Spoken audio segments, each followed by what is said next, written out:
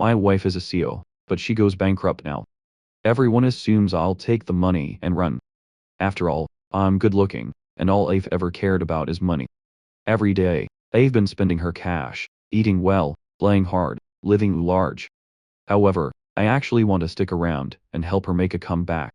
Because when she does bounce back, even the spare change slipping through her fingers could set me up for life. But who could have guessed that the bankruptcy is fate?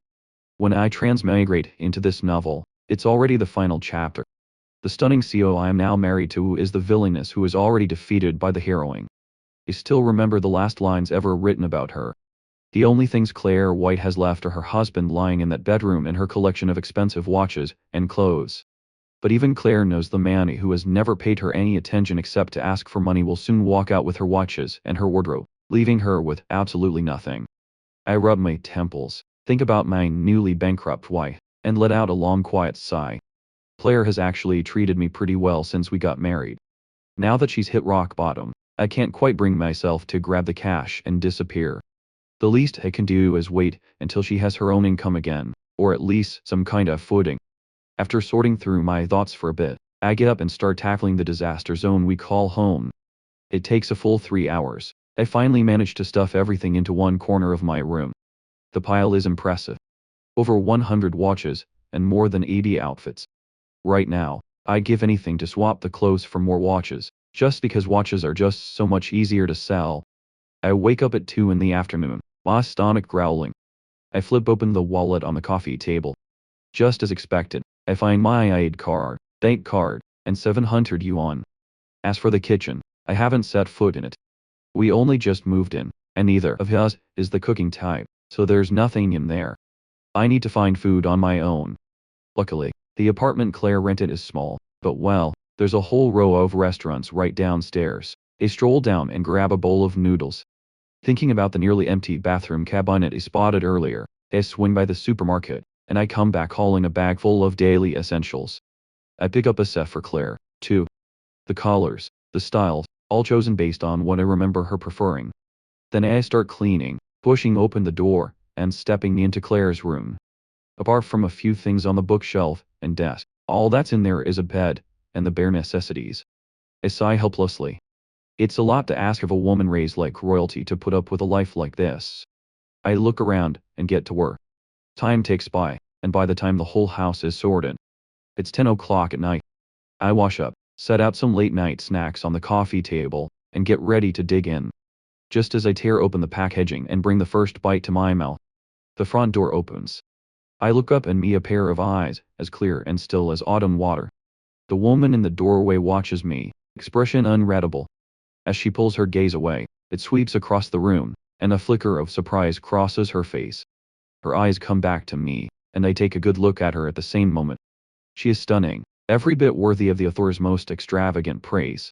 Under Claire's gaze, I unconsciously tighten my grip on my chopsticks, feeling a nervousness I can't quite explain. After all, I'm an imposter. Would someone like Claire really fail to notice that something is off about her own husband? Those eyes of hers make me feel like nothing in the world could hide from them. Did you hire a cleaner? Was there enough money? Her tone is flat with a trace of scrutiny. I shake my head without thinking. No, I did it myself. You did it yourself. Claire stares at me, clearly taken aback. We hold each other's gaze for a moment. She looks away first. Do you have enough money? It's enough. What about you? I ask without thinking. The words are barely out before I regret them. That question makes Claire look over at me again, surprised. Then she says quietly, enough. After that, we both fall silent. Claire glances at the food I'm eating on the table. Then she suddenly says, I'm sorry. I don't follow at first. I look up, trace her gaze, and quickly shake my head. No, you have nothing to apologize for. Claire steps over, sits on the other end of the sofa, and chooses her words carefully.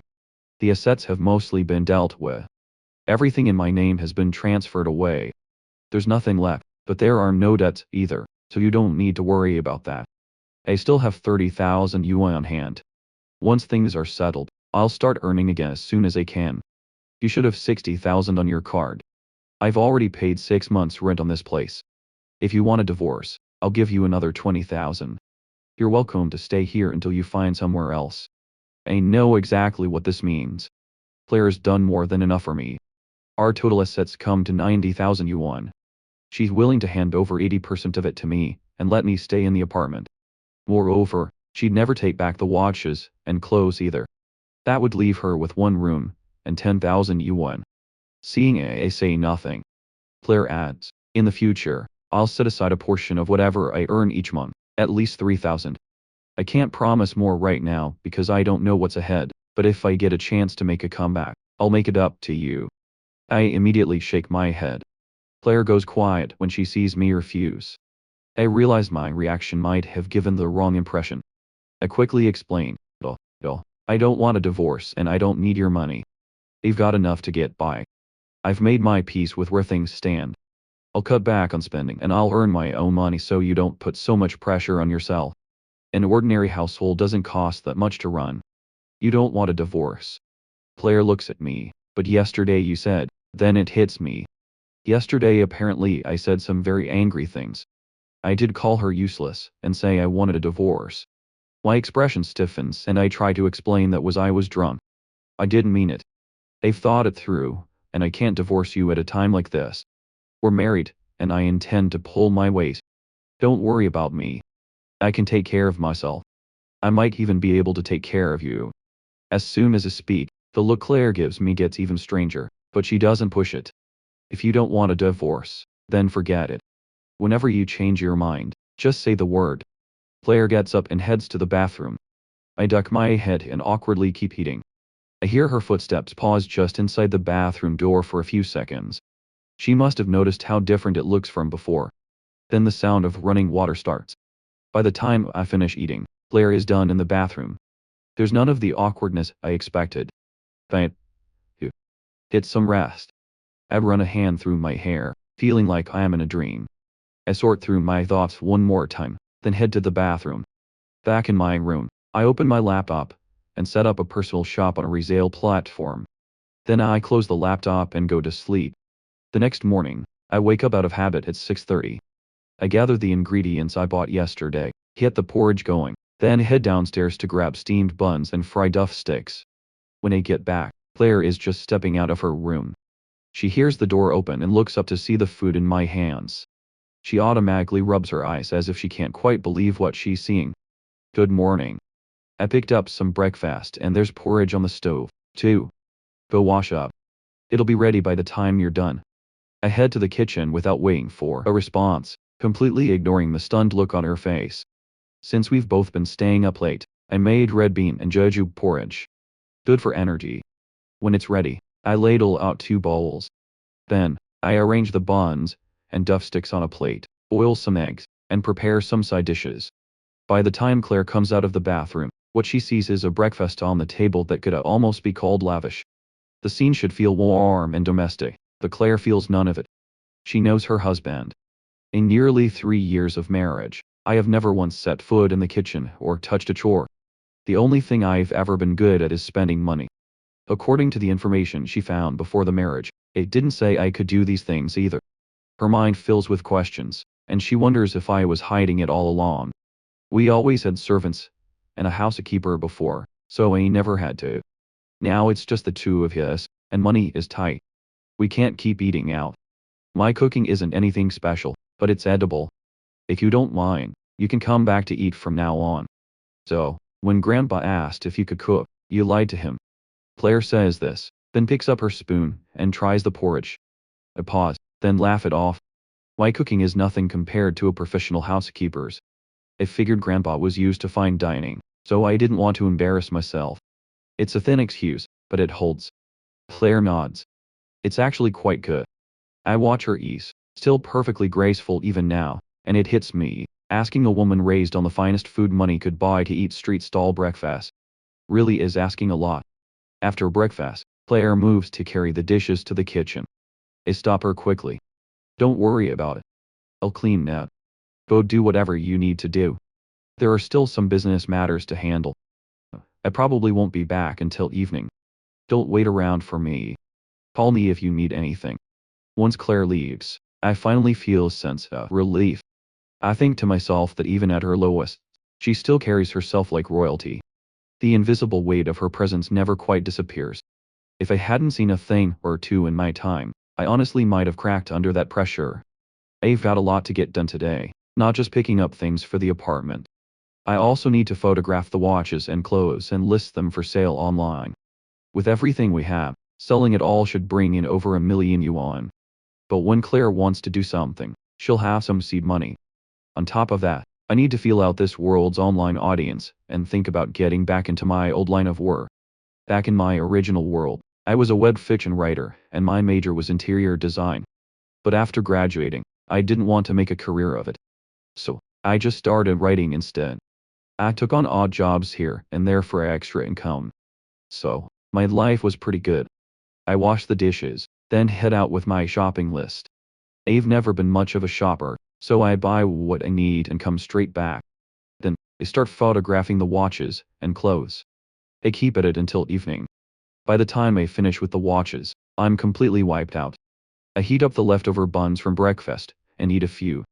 Then I retreat to my room to read web fiction. My body is done for the day. Time for some mental work instead. 2 hours later, I clap my hands together with satisfaction. I down the cup of coffee on my desk in one go. Turns out the web fiction scene in this world is a step behind my original one. Every story I've already written could be rewritten here in a better way. This is an absolute golden opportunity. Just then, I hear the sound of the front door open. I hesitate for a second, then shuffle out in my slippers. There's no help for it. I noticed this morning that the door wasn't locked from the inside last night. Claire is used to living in a villa where someone else handles security, so she probably forgets that with this kind of house, we have to lock the door ourselves. When she sees me come out, she pauses in the middle of hanging up her coat. Hey, you're back. I noticed this morning the door wasn't dead bolted last night. Back in the villa, there was always someone handling security. Not anymore. You have to bolt this kind of door at night, otherwise a thief could pop it open easily. Got it. We're basically strangers to each other, and the atmosphere is painfully awkward. So, I forced myself to start a conversation. Have you eaten? Yes. I picked up more household stuff today. If you're missing anything, let me know, and I'll buy it later. Nothing you need right now. Topic ended. What else can I say? I think for 3 seconds and make the executive decision to retreat. Alright, then. I'll be in my room. Call me if you need anything. After I close my door, Claire starts looking around the apartment, checking the kitchen, then the bathroom. The house has a lot more in it today. It actually feels lived in now. He's actually serious about staying. She thinks it's like he's a completely different person. I have no idea what Claire is up to. I'm too busy dealing with my laptop. The original Ethan worked hard enough in high school to get into a good university, but he coasted through college, and his computer skills are absolutely catastrophic. This laptop is painfully slow. I need to clean it out, and see what the original Ethan was actually up to. As I dig through the files, I come across a photo folder. There are lots of subfolders inside, mostly selfies, a few photos of his parents. Then there's one at the end with a garbled nonsense name. I click it open and whoa, inside are photos with another woman. She looks like some kind of those socialites, and she's pretty, but she is just not my type. There's something about her smile, all soft and delicate, like she's performing innocence. Seeing how close they look makes my soul physically tremble. I frantically check the dates all before the wedding. Thank goodness that was close. I keep a handful of the more neutral ones, and delete everything else immediately. By now, they've pieced it together. That woman was the original Ethan's girlfriend from university, a wealthy heiress, but they've been broken up for ages. There's absolutely no reason to keep any of it. Lucky Claire never snooped it. If she had found these, it would have been a ticking time bomb. By the time I've sorted the laptop out, it's almost 11 o'clock. I yawn and face plant onto the bed. The next morning, I'm up even earlier than yesterday, and this time I don't go out to buy anything. Instead, I make fried rice with 2 side dishes. By the time Claire gets up, everything is almost ready. She comes out of the bathroom just in time to eat. Claire stares at the spread and blinks. You can make fried rice, too. Sure. I don't have a huge repertoire, but everyday home cooking is no problem. It's nothing fancy, just decent enough to eat. Don't expect too much. Claire takes a spoonful and tries it. It tastes good. Really good. I'm glad you like it. By the way, I'll be home for lunch today.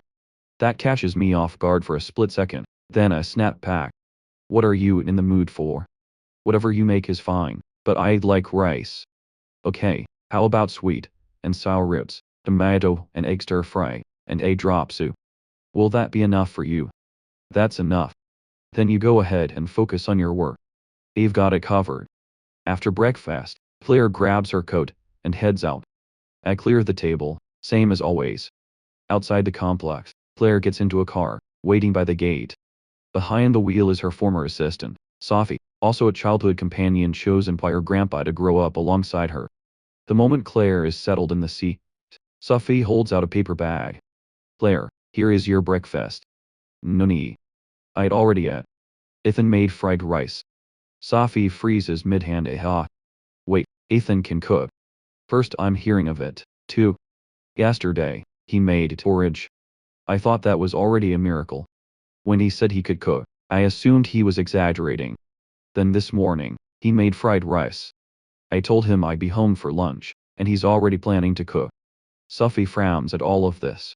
He's not up to something, is he? I remember you two barely crossed paths, and he never knew how to do anything. Wait, didn't he say he wanted a divorce? I already looked up the whole process. Why has that gone quiet? Claire looks up, a thoughtful smile playing at her lips. He says he doesn't want a divorce anymore, and he has made peace with things that he'll work hard and earn his own money, and I shouldn't stress myself out. Claire leans back against the headrest, her tone unreadable. He can't stand to watch you suffer, so he's decided to tough it out with you. If that's really it, he's not bad at all. He did nothing in college. The 2 years we've been married, all he ever did was spend money. One day he demands a divorce, the next he's changed his mind completely. What do you make of that? People say hard times show you who people really are. Maybe his conscience got to him. You never know what someone is made of until things fall apart. And we've certainly seen plenty of people turn their backs lately. Maybe Ethan is just the kind of person whose true character only comes out when things get hard. Maybe. Let's go. Either way, he's not going to derail anything. I'll just watch and see. On the other side, I spend the entire morning photographing clothes. I can't possibly wear over 80 outfits. Keeping a dozen or so for appearances is plenty. I'll sell the rest and use the money to pick up some ordinary clothes. 2+ hours in and I'm only halfway through. I check the clock on the living room wall. Already 10 o'clock. I need to go grocery shopping, so I quickly pack everything away, throw on a jacket, and head out. I come out of the supermarket hauling 2 heavy bags, and start heading back. I've just crossed the street when someone calls out to me. I turn around, and see a woman who is very beautiful, and dressed exquisitely. I look again. Isn't this the woman from those photos last night? The moment she sees me turn, she rushes over. Ethan, what happened to you? I look down at my clothes, then at the bags in my hand. I'm genuinely confused. Is something wrong? What are you doing here? She looks at me with this deeply emotional expression. Leave Claire, and come back to me. I can give you a better life. It hurts me to see you struggling like this. Come back and I promise I'll take care of you. If it weren't for everything I know about her from the original Ethan's memories, I might actually be moved by that look in her eyes. Rosie Lowe, second daughter of the Lowe group, and the original Ethan's ex-girlfriend. When she was with the original Ethan, she soaked up every bit of his attention and devotion, while mocking him behind his back for trying to latch onto money. Despite her family's wealth, she never spent a single yuan on him. Throughout the whole relationship, he was always the one paying. She called him when she wanted him, dismissed him when she didn't, tripping with a sense of superiority the whole time. It wasn't until Claire approached the original Ethan that Rosie suddenly started acting like she was madly in love. She wanted him to turn Claire down. The original Ethan genuinely cared about her, willing to go without food or clothing just to save money for her, but she was only ever playing with him. Fortunately, the original Ethan had enough sense not to completely lose himself in her trap. In fact, the original Ethan almost did turn Claire down, but by chance, he caught a glimpse of Claire's true character. And that's what finally made him give Rosie up. And that experience is exactly why the original Ethan became convinced that in this world, only money can be trusted. It's what turned him into the spendthrift everyone knew. It's fair to say that this woman bears at least half the responsibility for what the original Ethan became. And now she's coming after me. Definitely not out of love. I don't know exactly what she's scheming, but it's nothing good. Claire used to be someone Rosie could only look up to and admire from a distance. Now that Claire has fallen, if I am easily lured away, it would be another blow to Claire. And maybe she's planning something worse to Claire. So I shake my head. I am not going anywhere with you. Go back to wherever you came from. Why not? Claire is a loser now. She'll only drag you down. What could you possibly be getting from her? Marriage means sharing the good times and the hard ones. I'm her husband. Of course, I stay by her side. Whatever happens to her, I'm not walking away. She's only hit a temporary setback. Even if she were seriously ill, even if she couldn't take care of herself, I'd still be there. This has nothing to do with hardship or money. As long as she doesn't divorce me, I'm not leaving. Especially not now when she needs me most. What are you talking about? If you remember correctly, you two barely even interact. She just keeps giving you money to spend. There's no real feeling between you, so why put yourself through this? Rosie stares at me like I've completely lost my mind. Who said she hasn't been good to me? When she had money, she gave me plenty every month. Sure, she didn't have time to spend with me, but I could spend money freely. Yes, maybe that money was nothing to her, but money doesn't come from nowhere. Her giving it was a kindness. She had every right not to. Since she gave, I should appreciate it. And now that things have gone wrong, even in a divorce, she'd still let me stay in this apartment and give me most of what's left. She's done more than enough for me. You call that good? If that doesn't count as good, then what does? We never had deep feelings for each other to begin with. The fact that she's acted with this much decency says everything. You say she's not good enough. Are you any better? Of course, I'm better. If you came back to me, I'd treat you so well. I cut her off before she can say another word. Back in college, I had nothing. And you looked down on me the whole time. Thought I was just trying to leech off your family's money. We were together for nearly 2 years and you never spent a single yuan on me. The gifts you gave me were freebies that came with your own purchases. Meanwhile, I was grinding through part-time jobs just to have money to spend on you. And then you turned around and dumped me. You call that good? What are you talking about? What kind of person do you think I am? Did Claire say something to you which makes you misunderstand me? A darkness flickers behind Rosie's eyes. You think too highly of yourself. Someone like Claire would never waste her breath talking about you to me. She doesn't even notice you exist. You're the one who keeps watching her, trying to make yourself matter in her world. There's a saying that the world looks like whatever you are inside. Leave now. I don't want to say anything harsher. Fury flashes in her eyes upon hearing this. She steps closer, her expression shifting to something soft and wounded. Ethan, Claire has gotten into your head. How can you really think this way? I genuinely care about you. Claire only has a hold on you because she's broke now and clinging on. Don't be naive. Stop. Don't come any closer. Bottom line, abandoning my wife the moment she hits rock bottom is not something a decent person does. I'm not leaving her. Give that idea up for good. If I ever do leave, it'll be because she no longer needs me. Rosie opens her mouth to say something else when a burst of applause erupts nearby. Yes, that's exactly right, young man. Now there's a man with solid values. If more people thought this way, there'd be a lot fewer divorces. Your wife is lucky to have you. I finally notice. Not far off, there's a whole group of elderly men and women clearly just back from their morning exercise. They've gathered around, and the man at the front gives Rosie a thorough once-over, shaking his head and clicking his tongue.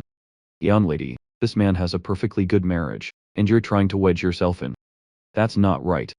How would you feel if you were married and someone kept trying to steal your husband? Don't do to others what you don't want done to yourself. Exactly. You're saying he should leave his wife just because she's hit hard times and run off with you instead. Can you honestly guarantee you'll never have a hard day yourself? It's like a floodgate has opened. Every single one of them starts going in on Rosie, not giving her a single chance to respond. Within minutes, she's been thoroughly convicted, morally bankrupt, values in shambles. A hopeless case.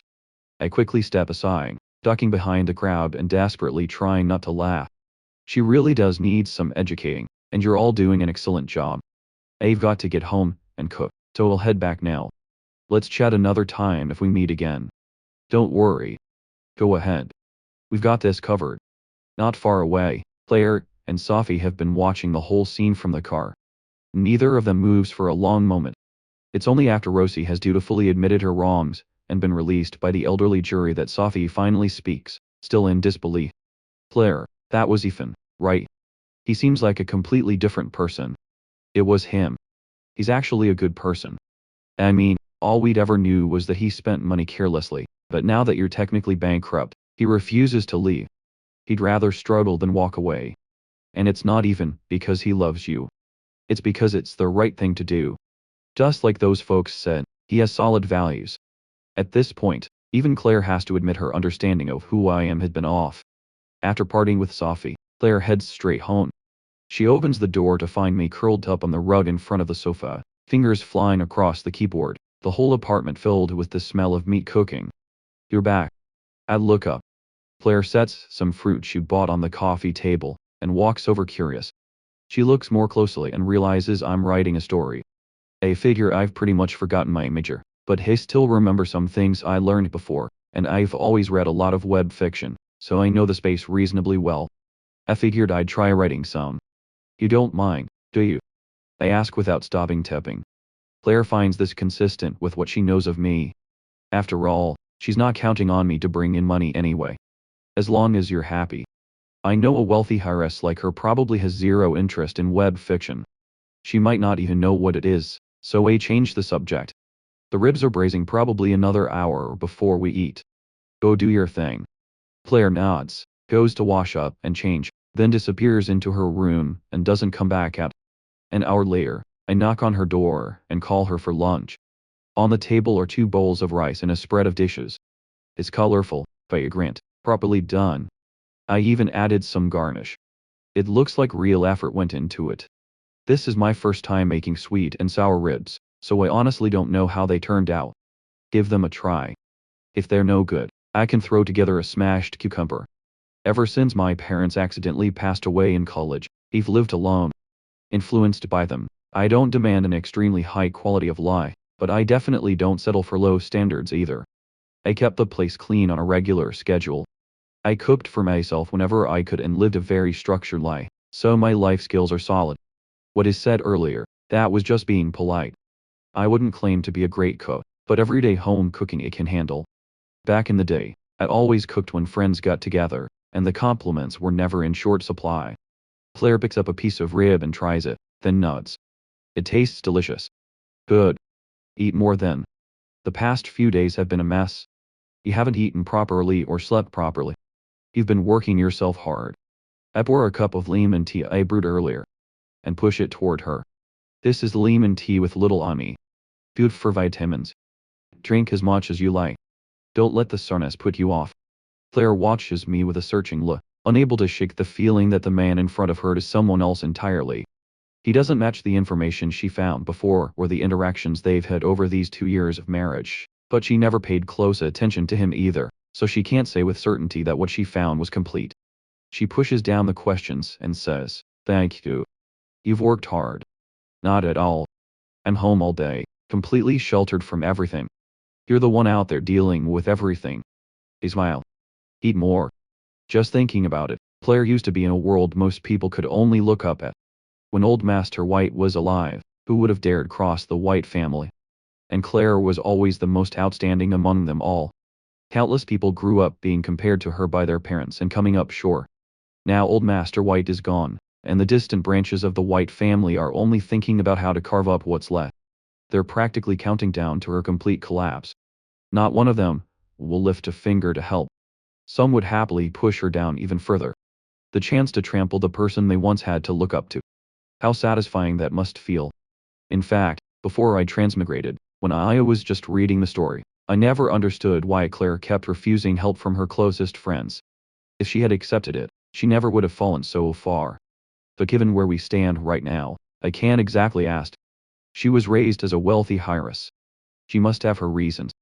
I don't know how Claire feels about this meal, but I eat very well indeed. And I'm guessing she didn't hate it either. After all, she had 2 bowls of rice. I'll put the dishes in the kitchen. Don't touch them. I'll wash up after my nap. I drop everything into the sink, wash some fruit, and bring it out to the coffee table. Then I settle back onto the rug, and keep tapping. Writing something I've already written before. The words come fast, and my tapping speed has been well trained over the years. Just in that one morning session, I knocked out a 2,000 word outline. At this rate, I figure I can finish 20,000 words and submit tomorrow. Claire and I are in a tight spot. We really need money. I don't know the first thing about business, so the only thing I can do is earn as much as I can and take some of the weight off her. Claire retreats to her room again, and after the door closes, I have no idea what she's doing in there. Around 1:30, I force myself to close the laptop and drag myself to bed for a nap. The living room goes quiet. In her room, Claire hesitates for a moment, then types a reply to Sophie. Forget it. Let me just see how he does first. You can hold off on the search for now. Maybe I'm overthinking it. Let's wait and see. Less than an hour later, my alarm goes off. I haul myself out of bed, head still foggy. I shuffle toward the bathroom and find the door pulled shut. Still half asleep, I grab the handle and yank it open, step forward to walk in, and look straight into someone's eyes. Sorry, I was half asleep. I thought I was alone. I blurt out an explanation, then flee to my room red-faced and shut the door. I want to smack myself. That was mortifying. It takes a good while before I pull myself together enough to open the door and step out. Claire has just come out of the bathroom. We look at each other again. There's 4 or 5 meters between us, but she speaks first. It's fine. Don't be so embarrassed. This apartment is small. We'll keep running into each other. You'll get used to it. Right. Right. Get used to it. Are you not going out today? Everything I needed to handle today is done. I'm staying in this afternoon. Claire says this, then seems to remember something. I've been out most of these past few days. Is there anything you need help with? I feel a flicker of unease. Is something wrong? Just because I grew up in the white family doesn't mean I can't handle basic life skills. We're living here together now. So, if there's anything you need, just tell me. I'm not only good for earning money. Okay, got it. I look at her being completely serious about this, and somehow I find her kind of cute. Whether she's on top of the world or at rock bottom, there's absolutely nothing to complain about in the looks department. As the author's most beautiful character, even a blank expression on her looks stunning.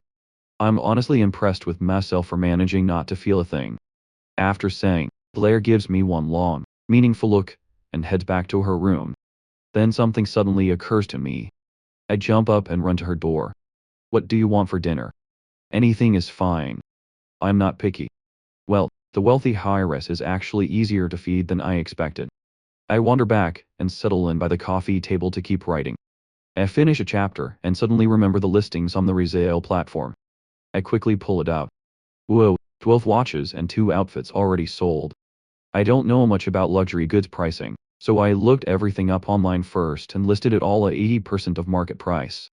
A lot of it is still sealed in the original packaging, but I was worried Claire might need cash quickly, so I didn't dare price them too high. I was half expecting no one to bite. Luxury goods at that price point is still a big spend, but surprisingly, they're selling pretty fast. I note down all the shipping addresses I need. After saving the file, I go to my room to pull out the watches and clothes. Since there's a fair bit to send, I arrange for a courier to come pick everything up. Half an hour later, everything is packed, and the courier arrives. Claire must have heard the commotion. She opens her door and comes out. What are you doing? There are way too many clothes and watches and I'm not going anywhere these days. They're just taking up space. So, I figured I'd sort through them and sell some off. These sold today. It is better get them out to the buyers quickly. That's not necessary. We're not so desperate that you need to be selling my things. Honestly, it's mostly because the clutter bothers me. And these aren't the latest models anymore. I'm never going to use them. So, it's better to sell them, and have the money ready for when something new catches my eye. That ought to let the wealthy heiress keep her pride intact, right? I think I'm being pretty considerate, but something in what I said must have hit a nerve. She reaches out and briefly grips my hand, a slight tremor in it, then lets go and doesn't stop me. She only says, all right, we'll get new ones later. Actually, how would I dare buy new ones? A single watch costs tens of thousands of yuan. That's 6 months of living expenses for me. Buy a few of those, and I'd be completely broke. Even though I'm complaining internally, I don't show it at all on the surface. A wealthy heiress like her has her pride. Ismail. I'll wait for you to buy me new ones. Claire is momentarily dazzled by this familiar yet recently very unfamiliar smile. She glances down at the packed boxes on the floor, and bends down to pick them up, helping load them into the courier's bag herself. Only after the courier leaves with everything does Claire ask, "How much are you planning to sell?"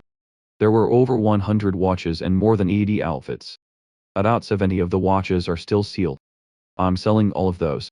Of the rest, I'll keep about 10% and sell the other 40 or so. As for the clothes, I'll keep around 30 outfits and sell the rest. I half expect Claire to stop me, but she just nods and says nothing more. She picks up an apple, sits on the sofa, and starts peeling it. I can't quite figure out what she's thinking. I don't know whether what I'm doing is hurting her pride, but living is more important than these random thoughts. And even if she minds, there's nothing else to do. I looked it up this morning. In this story's world, property prices have only risen halfway to where they'll eventually go. I don't know what Claire's plans are, or whether she'll really manage a comeback. But whatever happens, I need to figure out how to buy a place first. Once the watches and clothes are sold, I'll have enough for a down payment. Then I'll give Claire the rest of the cash and pay off the mortgage on my own over time. That way, even if she never makes her comeback, at least we'll both have a roof over our heads. My mind wanders through all of this, while I sit staring blankly at the laptop screen, not moving. Then suddenly there's a peeled apple in front of me. The scent hits me first, sweet and fresh. The peel is perfectly even. I swallow without thinking. Claire is holding it out to me. For me, Claire pushes it a little closer. You've put up with a lot. I'm genuinely caught off guard. In the original story, Claire never got close to men, never had much patience for them at all. And yet, here she is peeling me an apple and doing it so beautifully. It's amazing. I take the apple quickly and say, "It's nothing. It was bought with your money to begin with. You never complained about my spending back then. I'm already grateful for that." Claire actually laughs. She usually wears such a composed, closed-off expression. Not icy exactly, but not the kind of face that invites you closer. Now she laughs and I completely freeze. How is a person this beautiful? "Don't worry, I'll buy you plenty of new watches when the time comes." I nod instinctively, then catch myself feeling oddly flustered and shy. "I know you'll make a comeback. Take your time. I'll be waiting for those watches. Come on, you've got this." Claire rises, that faint smile still on her face, and heads back to her room. Out of my sight, a flicker of amusement passes through her eyes. That afternoon, I pushed through and managed to write over 10,000 words. Dinner is a casual, easy affair, and then we each go back to our own things. I stay up until midnight and hit 20,000 words. The next morning, after breakfast, Claire heads out, and I get to work figuring out how to submit the manuscript. I check the resale platform, 8 more watches, and another outfit sold. I can practically see the money pouring into my account, and the feeling puts me in a great mood. I've just organized the manuscript and sent it off when there's a knock at the door. Who is it? I get up to answer. A man's voice comes through the door. "It's me, Marcus James." Marcus James. I rack my brain as I walk to the door, but I can't place the name at all. To open the door, a man standing there with that kind of roguishly good-looking face. The moment he sees me, he runs a slow, calculating look over me from head to toe, which I find extremely uncomfortable. "Not going to invite me in," Marcus says, already moving to step inside. I still have no idea who this person is, so I block the doorway. "Who are you here for? If you're Ethan, then I am looking for you." He angles himself past me and squeezes in. "Claire is not home right now, is she?"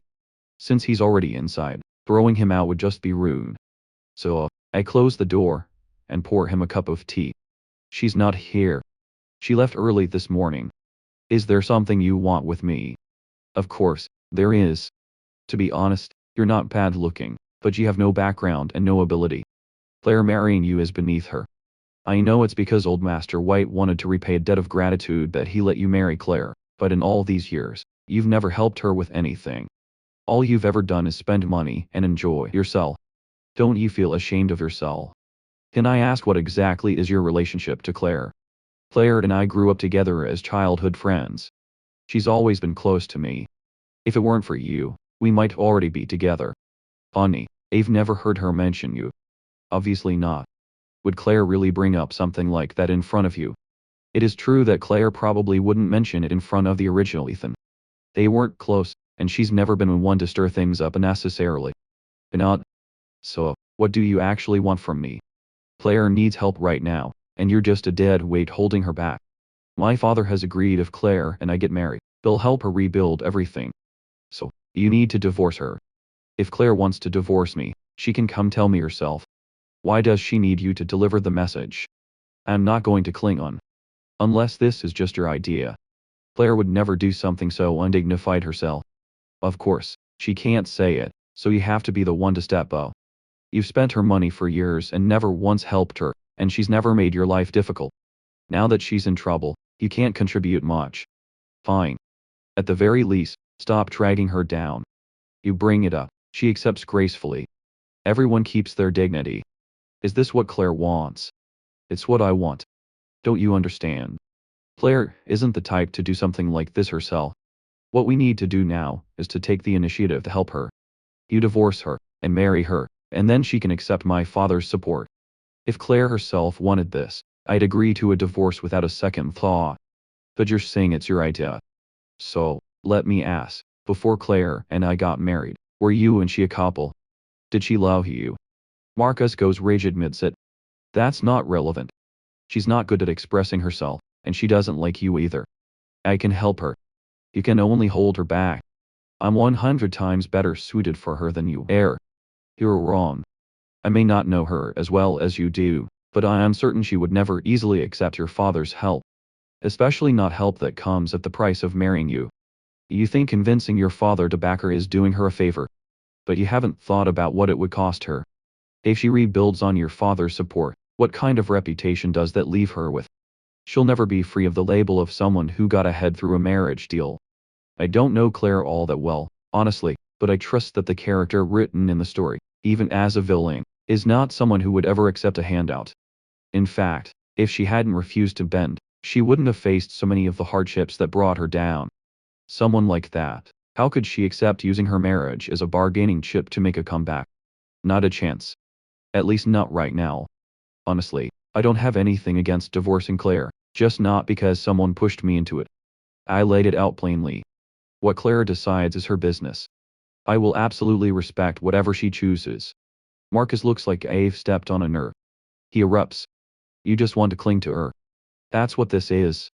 How can you be so selfish? Claire has done more than enough for you. Now she finally has a chance to rebuild, and you're standing in the way. You're disgusting. I've been more than polite to you.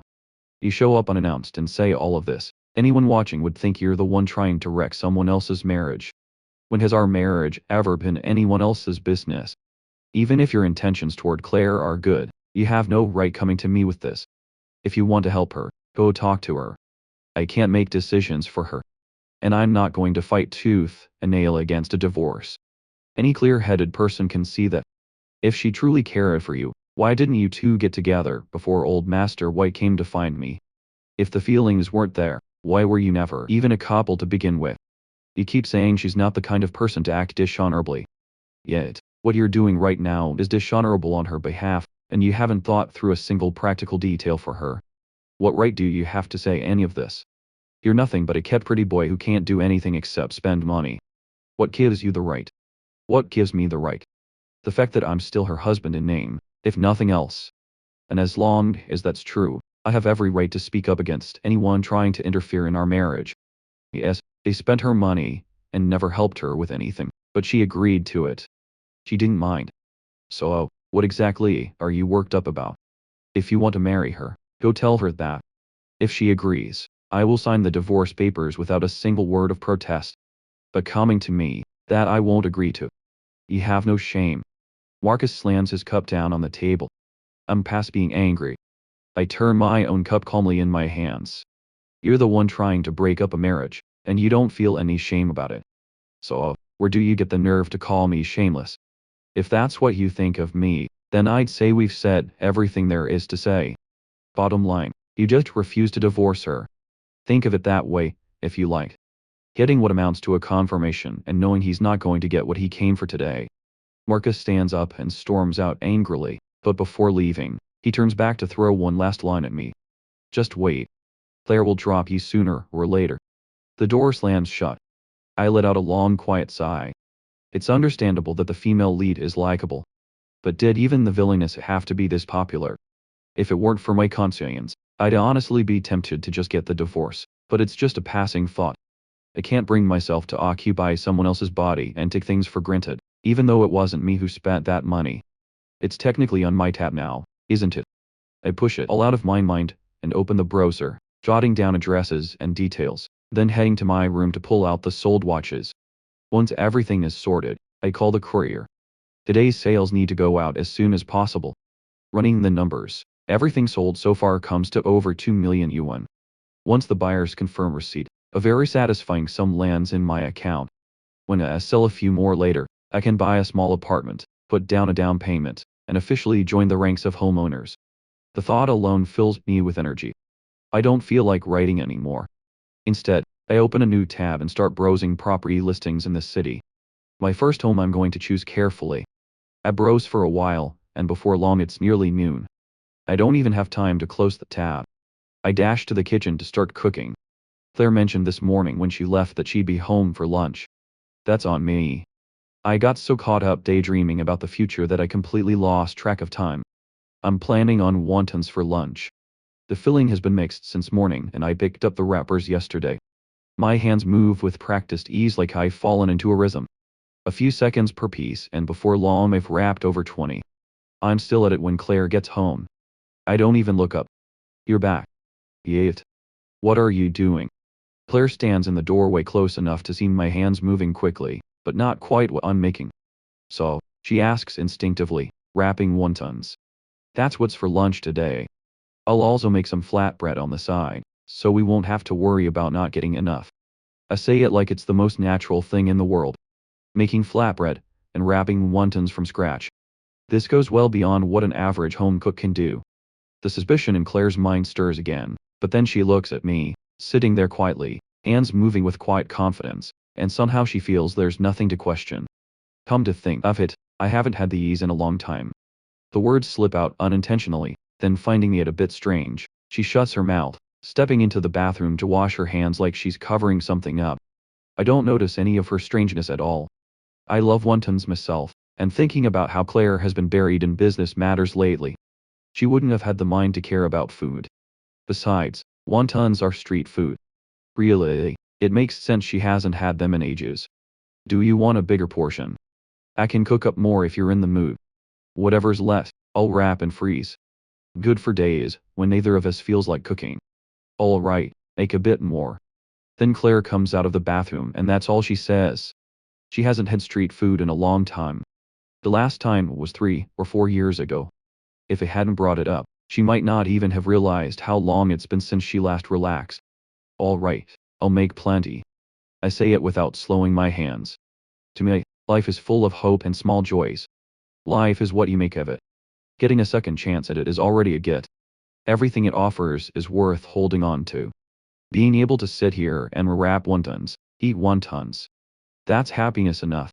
Nearly an hour later, 2 steaming balls of wontons land on the table. I call Claire out and I'm already seated, tilting my head toward her chair with an expectant grin. Try them.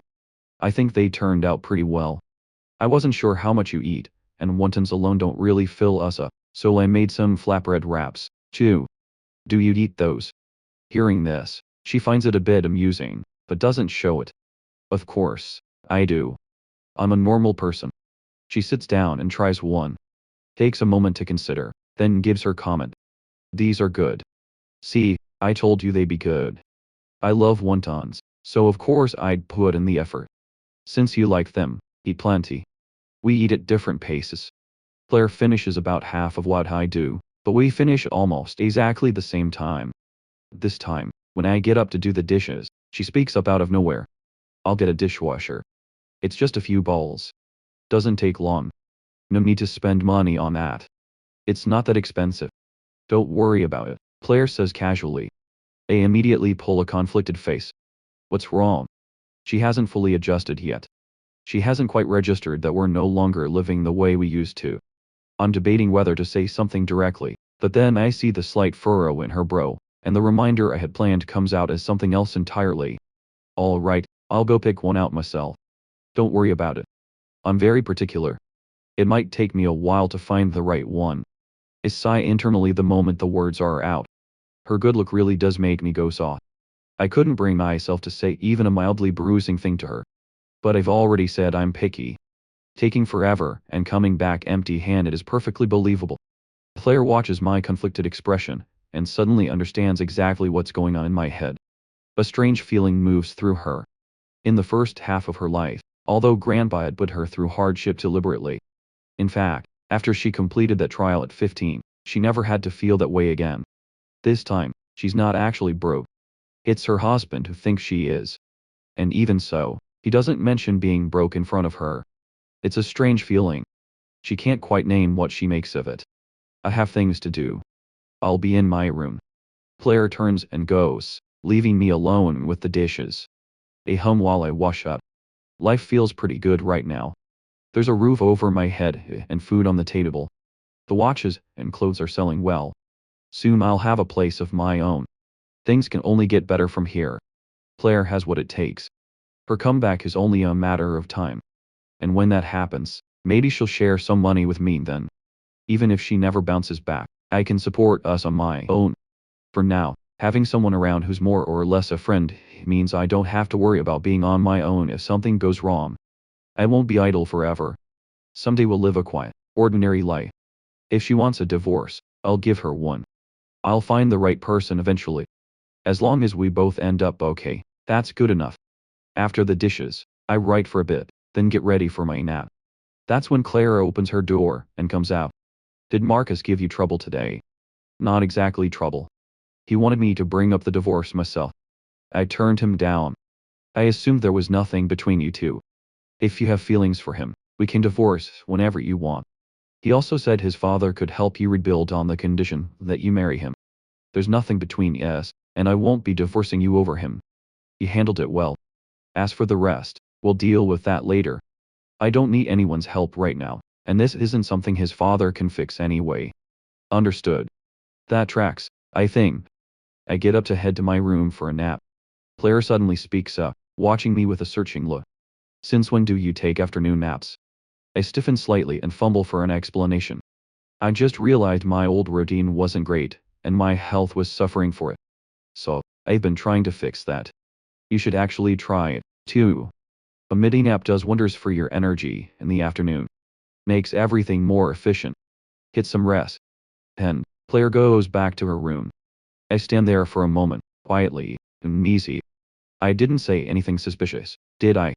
After a blow like bankruptcy, anyone could change. That's completely believable. Back in her room, Claire sits down at her desk, expression blank, and falls into thought. After a while, she still seems to be holding something back. Instead, she picks up her phone and makes a call. Get a dishwasher delivered to me in the next few days. There are some things I still need to watch. For now, just keep things as they are. After hanging up, she sets her phone down and her eyes drift to the bed beside her. My words come back to her. Is an afternoon nap really that good? Before she even realizes what she's doing, she's lying down and her whole body loosens. It actually does feel nice. She's been busy with all sorts of things these past few years, and it's been a long time since she last slept with any real peace. Without noticing, 2:30 in the afternoon arrives. I come out of my room with a long full body stretch. I splash some water on my face in the bathroom and step out just as Claire emerges from her room, her eyes still hazy with sleep. Oh my god, is this what she looks like waking up? She's way too beautiful, and someone like this turned out to be a villainess. The author must have put real effort into creating her and yet gave her such a tragic ending. What a waste. I'm so caught up in the thought that I don't notice my own expression, and inadvertently let a trace of pity show. Claire catches it. Something about it makes her flinch like a brush of heat. I pull my gaze away immediately. Do you need the bathroom? I'm done. Go ahead. I step aside and let Claire pass.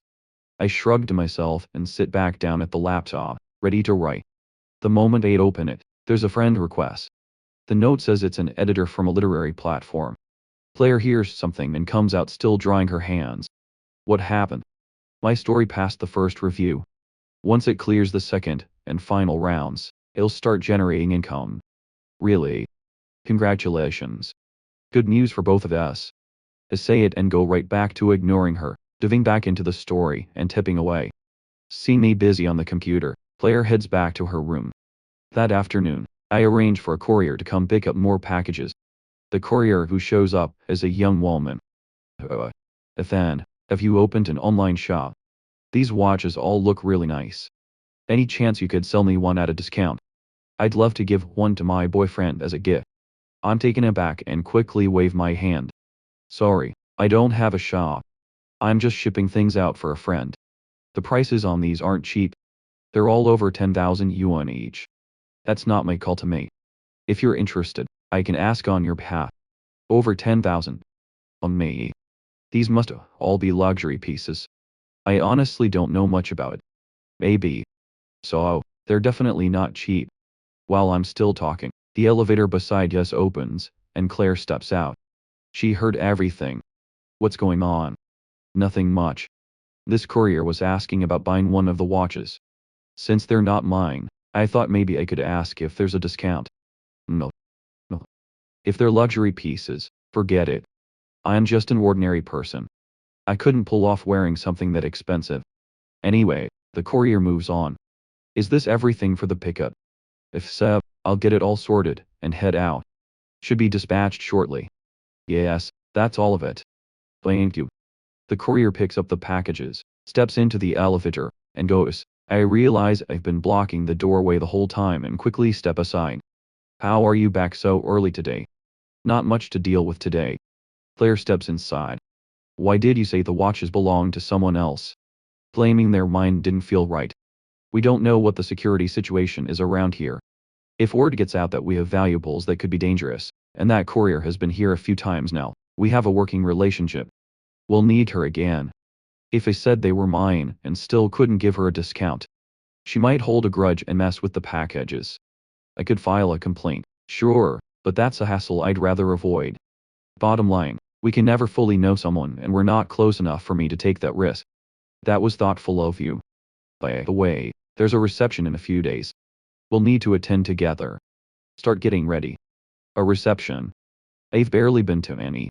Will I end up being a problem for you? It's fine. At this point, there's no one left who can really cause me trouble. And even if something comes up, a little friction doesn't bother me. Claire calmly picks up a cup from the table and pours herself some water. Something about the way she says it sits uneasily in my chest. All right, I'll prepare properly. Over the next 2 days, Claire keeps her usual rhythm. Out early, back late, but she's home for breakfast and dinner. I fall into the habit of having 2 meals ready morning and evening. Every day, I write, handle sales, and look up everything I can about receptions. One evening, Claire comes home to find me not in my usual spot on the rug in front of the sofa. The moment I hear the door, I look up at her with an intense, slightly strange expression. She looks at the pile of clothes around me. What's all this? Did you buy all of these? Please, I need your help. I haven't been to one of these things in forever, and I have no idea what's appropriate to wear anymore. These are the ones I picked out, the better options. Take a look, and tell me which one is best. Didn't you always insist on picking your own clothes? Back then, everything had just changed so suddenly. I was a bit on edge. Insisting on choosing my own clothes was my way of holding on to some dignity, but I thought it through now. A person is what they are. There's no point being touchy about it, and making myself look worse in the process. It's better to just honestly admit when you don't know something. Sounds like you've got it figured out then. Please. Which one? I really can't decide. Claire looks through them and points to the most classic option, a black suit. This one. Plain. Understated. It works. Perfect. That one. It is. I fold everything else back up. On the evening of the reception, Claire drives us herself. Deliberately take the back seat. Claire glances at me in the rear view mirror. You're not dressed very warmly. Are you cold? I'm fine. Long sleeves at least. Not that cold yet. I've been getting the feeling that you act a little strange around me. Not at all. We have no grievances between us, and you've been good to me. I'm nothing but grateful. It's just that we didn't have much contact before, and lately we're running into each other constantly. I'm still adjusting. It'll get easier with time. Through the rearview mirror, Claire watches me rub the back of my head, my practiced smile fading, leaving something that looks genuinely lost. She suddenly loses the desire to talk. We ride the rest of the way in silence. Before long, we arrive at the largest hotel in the city. We've barely reached the entrance when someone steps into our path, casually, like it might be an accident. The man blocking us is slightly overweight, his hair gleaming with product. A girishly dressed woman on his arm, his face wearing an expression of undisguised ill intent. That plot of land in the East District. I hear a major developer has been eyeing it lately. Shouldn't you be keeping tabs on that? Wilson. Wilson freezes, his expression contorting. He forces a smile. Lady Claire, you look as impressive as ever. It's been too long. What a pleasure. Claire doesn't bother responding. She walks right past him, and I follow. I stay close behind her. As we enter the reception, I recognize several faces from the original Ethan's memories. They kept husbands and overlooked sons of the wealthy heiresses. None of them particularly significant. A few of them spot me with their drinks and look like they might come over. Then they see Claire beside me and quietly retreat. Some throw me meaningful looks. You're not going to go say hello? Why would I? That would be asking for trouble. I was never actually close with any of them, just surface-level acquaintances. Things have changed. I'd better not to pretend otherwise. We barely taken a few more steps when two young men approach. Women on their arms. The one who reaches us first is slightly older, around 30, with a smile that doesn't reach his eyes. Well, if it isn't Lady Claire, it's been ages and this must be, forgive my memory, getting on in years. You are Lady Claire's husband, right? How rare to see you both out together. What's the matter? Life treating you badly? Running low on cash lately? I'd heard the two of you weren't exactly close. It looks like people were wrong about that. Thing, it's been a while. I was starting to think you'd taken ill and couldn't get up. Clearly, I was mistaken. Some people are smart enough that after falling in the same spot once, they make sure to step around it next time. Others aren't satisfied until they've fallen there to their death.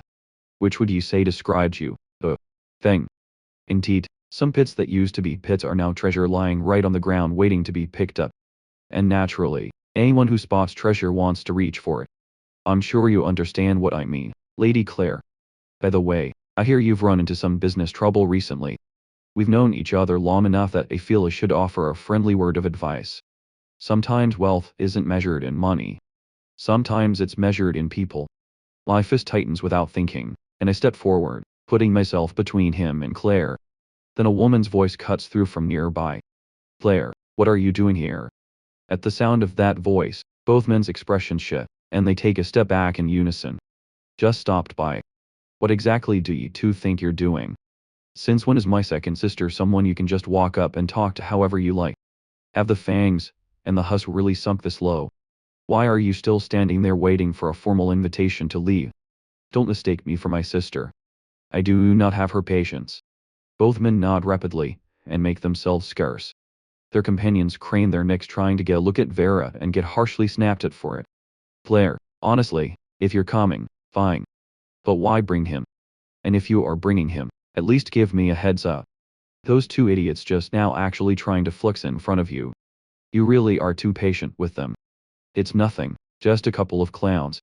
But what about you? You never come to things like this. What brought you here tonight? I was worried you might show up and run into people with no sense. So, I had my manager cancel an appearance for this. Good thing I did. Or who knows what those two would have said. Vera turns her gaze to me, looking me up and down with a measuring look. Given where my older sister is right now, there's no money left to squeeze out of her, so you can drop the act. If you're going to leave, just go.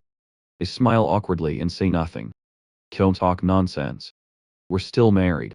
Claire says, come on, let's go sit somewhere. Fine, I'll come with you with Vera sitting beside you. No one else comes near. Anyone with any standing here knows Vera is not someone you want to cross. I brace myself for an evening full of awkward encounters, but we've barely been seated when Claire is already ready to go. Vera tries to get Claire to stay for something, but Claire declines. We leave together. In the car, I watch Claire, who is driving, and after a full 3 minutes of hesitation, I finally work up the nerve. Did you get what you came for tonight? More or less. They've been selling off the watches and clothes. We've got decent amount now. Since everything's been settled and we're debt-free, I was thinking, why not buy a small apartment? We can put down a deposit now and I'll pay off the rest with my writing income. The remaining money, keep 6 months of living expenses as a buffer, and whatever's left, use it for business if you need to. Claire blinks, glances at me through the rear view mirror, then says, there's no rush. How is there no rush? Property prices are shifting every day. The longer we wait, the more we lose. Renting isn't a long-term solution.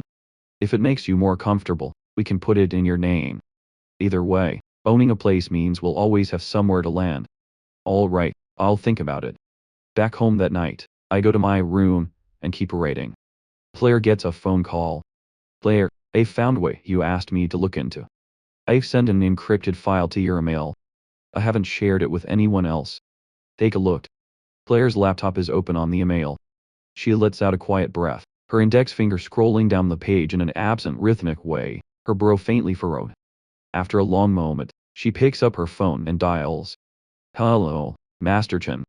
I have a question. Is it possible for a person without any dissociative condition or psychosis to become an entirely different person in every meaningful sense, as in their habits, their values, their whole way of being, all seemingly transformed overnight?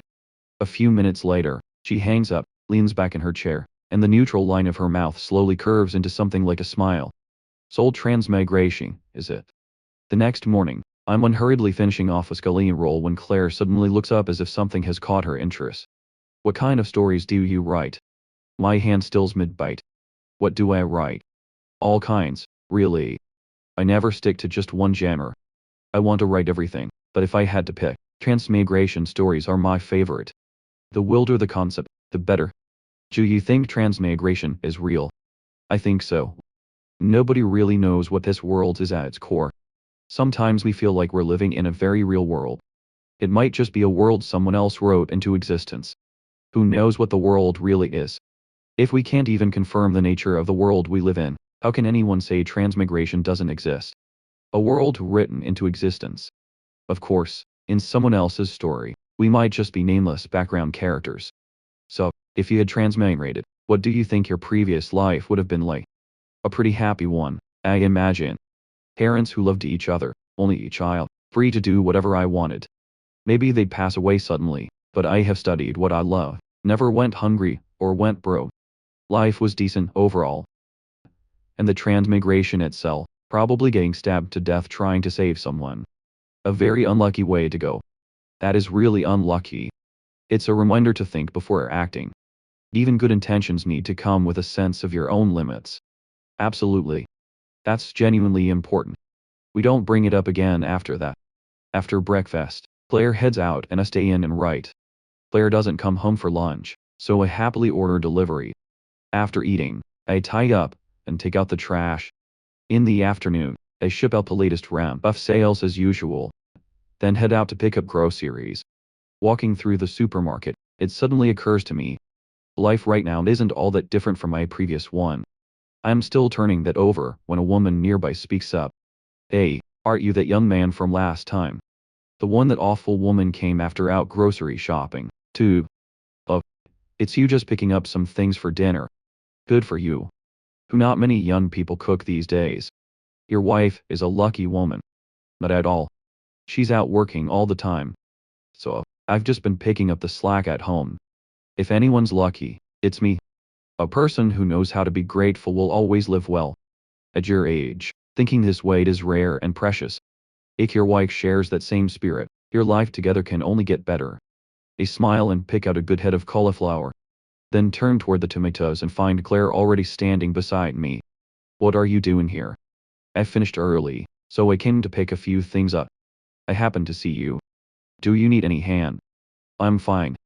Only 4 things in my hands and none of it's heavy. Go do your own shopping. Later, they spot some good tomatoes and think about making sweet and sour ribs. After all, Claire does seem to enjoy sour flavors. We end up buying a whole range of ingredients and a fair bit of snacks, and swing by for some printer paper, too. Then, we head to the checkout together. Oh, young man, we meet again. And this must be your wife. She is so pretty. She is. This is my wife. I have never in my life seen a girl this beautiful. She's prettier than any actress. No wonder you wouldn't leave her. That woman who came after you before, there is no comparison at all. Not even close in looks. And her demeanor is completely lacking. I don't know how she had the nerve to approach you. I suck in a breath. My heart climbing into my throat. Claire looks over at me with a meaningful expression. I laugh awkwardly. You're absolutely right. That woman was no good. Even if I lost my mind completely, I wouldn't have anything to do with someone like that again. She had nothing but bad intentions coming to find me. Fortunately, I'm not as easy to fool as I used to be. The cashier runs the cart and returns it with both hands. Your card, sir. I paid and quickly bid farewell to the woman. Goodbye. Then I hustle out of the supermarket alongside Claire. Outside, I start explaining. I think you probably already know that before we got married, I had a girlfriend. Her name was Rosie Lowe. Back in college, I didn't know better. Didn't understand how people could be. So, I fell for someone like her. But after we got married, I cut off all contact with her completely. That day, she showed up right as I was leaving the supermarket. I knew immediately she wasn't there for anything good. So, when she asked me to go with her, I turned her down on the spot. That woman just now was one of the locals who helped set her straight that day. Claire nods. Rosie Lowe, second daughter of the Lowe group. I've heard she's notoriously stingy. That's putting it mildly. She put on this polished, high-achieving act. And back then, I thought she was this impressive senior I could look up to, so I felt a bit inferior around her. Then I found out she'd been saying she was actually interested in one of my classmates, and I was just something to pass the time. Even talking about it now gets my blood up. People like her are the worst. Just keep your distance from now on. I definitely won't engage with her. Giving someone like that the time of day is a waste of a life. Back home, I put everything away and start cooking. Claire steps into the kitchen. Need any help? I nearly jump out of my skin. I wave her off quickly. No. You've got it covered. You have enough on your plate. Go do your thing. I'll call you when it's ready. Claire nods and steps out. I tie on my apron and get back to it.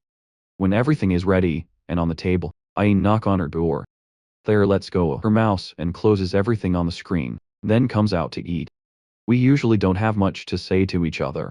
I can't muster the energy to start anything, but today it is different. Claire speaks the moment she sits down. Someone's coming tomorrow to install the dishwasher. My chopsticks pause mid-reach. A dishwasher. You bought one. I thought I was going to pick one out myself. You said you were particular about these things. I figured I'd just pick one and save you the trouble. All you need to do is use it. I give in with a sigh. All right, I'll try to stay in tomorrow. The topic drops and we go back to eating. When my phone rings, that'll be Jasper Lane. You can agree to meet him. I blink momentarily thrown. Why is Claire telling me to meet Jasper? The voice on the other end keeps going. If then, don't let what happened turn you against everyone. Not everyone is out to kick you while you're down or enjoy watching you struggle. Even if I can't do much, I can at least talk with you. Give you somewhere to put it all. You've been carrying all of this for so long. Are you really going to keep bottling it up? In the original Ethan's life, Jasper always played the role of the understanding older brother figure. The original Ethan would tell him everything. Which is exactly why whenever Jasper asked something of him, the original Ethan would go along with it. And that's why, faced with my cool indifference, Jasper assumes I'm just being sulky. Fine, since you put it that way, I'll come. I want to see what you actually have to say. I've caught Claire's signal, so I agree to meet him, even if it's reluctantly. The voice on the other end sounds genuinely pleased. We exchange a few more words and hang up. Why did you want me to meet him? Claire sets down her chopsticks. Jasper never does anything without a reason. Before when he contacted you, it was to extract information about my movements. Now that you supposedly lost your usefulness to him, he's still reaching out. That means he's found another angle. Something about you he thinks he can use. If you don't go, he'll just find another way to get what he wants. I get it immediately. The unspoken logic is, if I can't avoid it, I might as well be the one who controls when and how it happens. Sure enough, she follows it up with, at any given moment, having some control over the situation is always better than having none. And knowing someone is working against you and staying guarded is better than being played without ever seeing it coming. See, it's not that the logic is lost on me. It's just that my old life never required me to think this way. I haven't fully settled into this role yet, let alone this world. But Claire, who rarely says more than necessary, is suddenly saying all of this. Is she teaching me? Across the table, Claire has already picked her chopsticks back up and is eating with her usual unhurried grace. From where I'm sitting, she looks as elegant and composed as always. Like, the fact that people are scheming against her doesn't trouble her in the slightest. Right? Scheming against her. Because honestly, as far as I can tell, there's nothing about me as the original Ethan that's worth targeting. The only one here worth going after is Claire herself. Claire's only instruction about the meeting with Jasper is to keep it casual, avoid sensitive topics, and report back afterward. I nod and make a mental note. Jasper has chosen a well-known cafe in the city center. When I get his message, I look it up briefly online. The cheapest thing on the menu is over 200 yuan. When have I ever spent money like that? On the day of the meeting, I take the time to put myself together properly. I know I'll probably get mocked no matter what. But at least no one can say I showed up looking unkempt. What I don't expect is for Jasper's very first words to still be mocking. Ethan, I know you feel bad right now. You've always had too much pride. But you're in a tough spot now. There's no need to put on a front for me. I'm not going to think less of you. If I didn't know better, I might actually believe he meant it. The fact that he can say this and hold such a convincing look of concern and goodwill, that takes real skill. You're too kind, Jasper. No matter how hard things get, a man can't stop caring about his appearance. I'm good looking. Letting that go to waste would be a crime. Youth doesn't last forever, so every day counts. Besides, with my natural advantages, not making the most of them would just be disrespecting what gods gave me. He handed me the blade first. I'm not the type to take things lying down. I drive it straight back. All right. All right.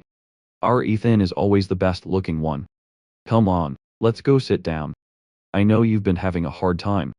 Let's talk it out over some tea. I may not be able to do much, but I can at least hear you out. Get it all out. You'll feel better for it. He keeps the smile firmly in place.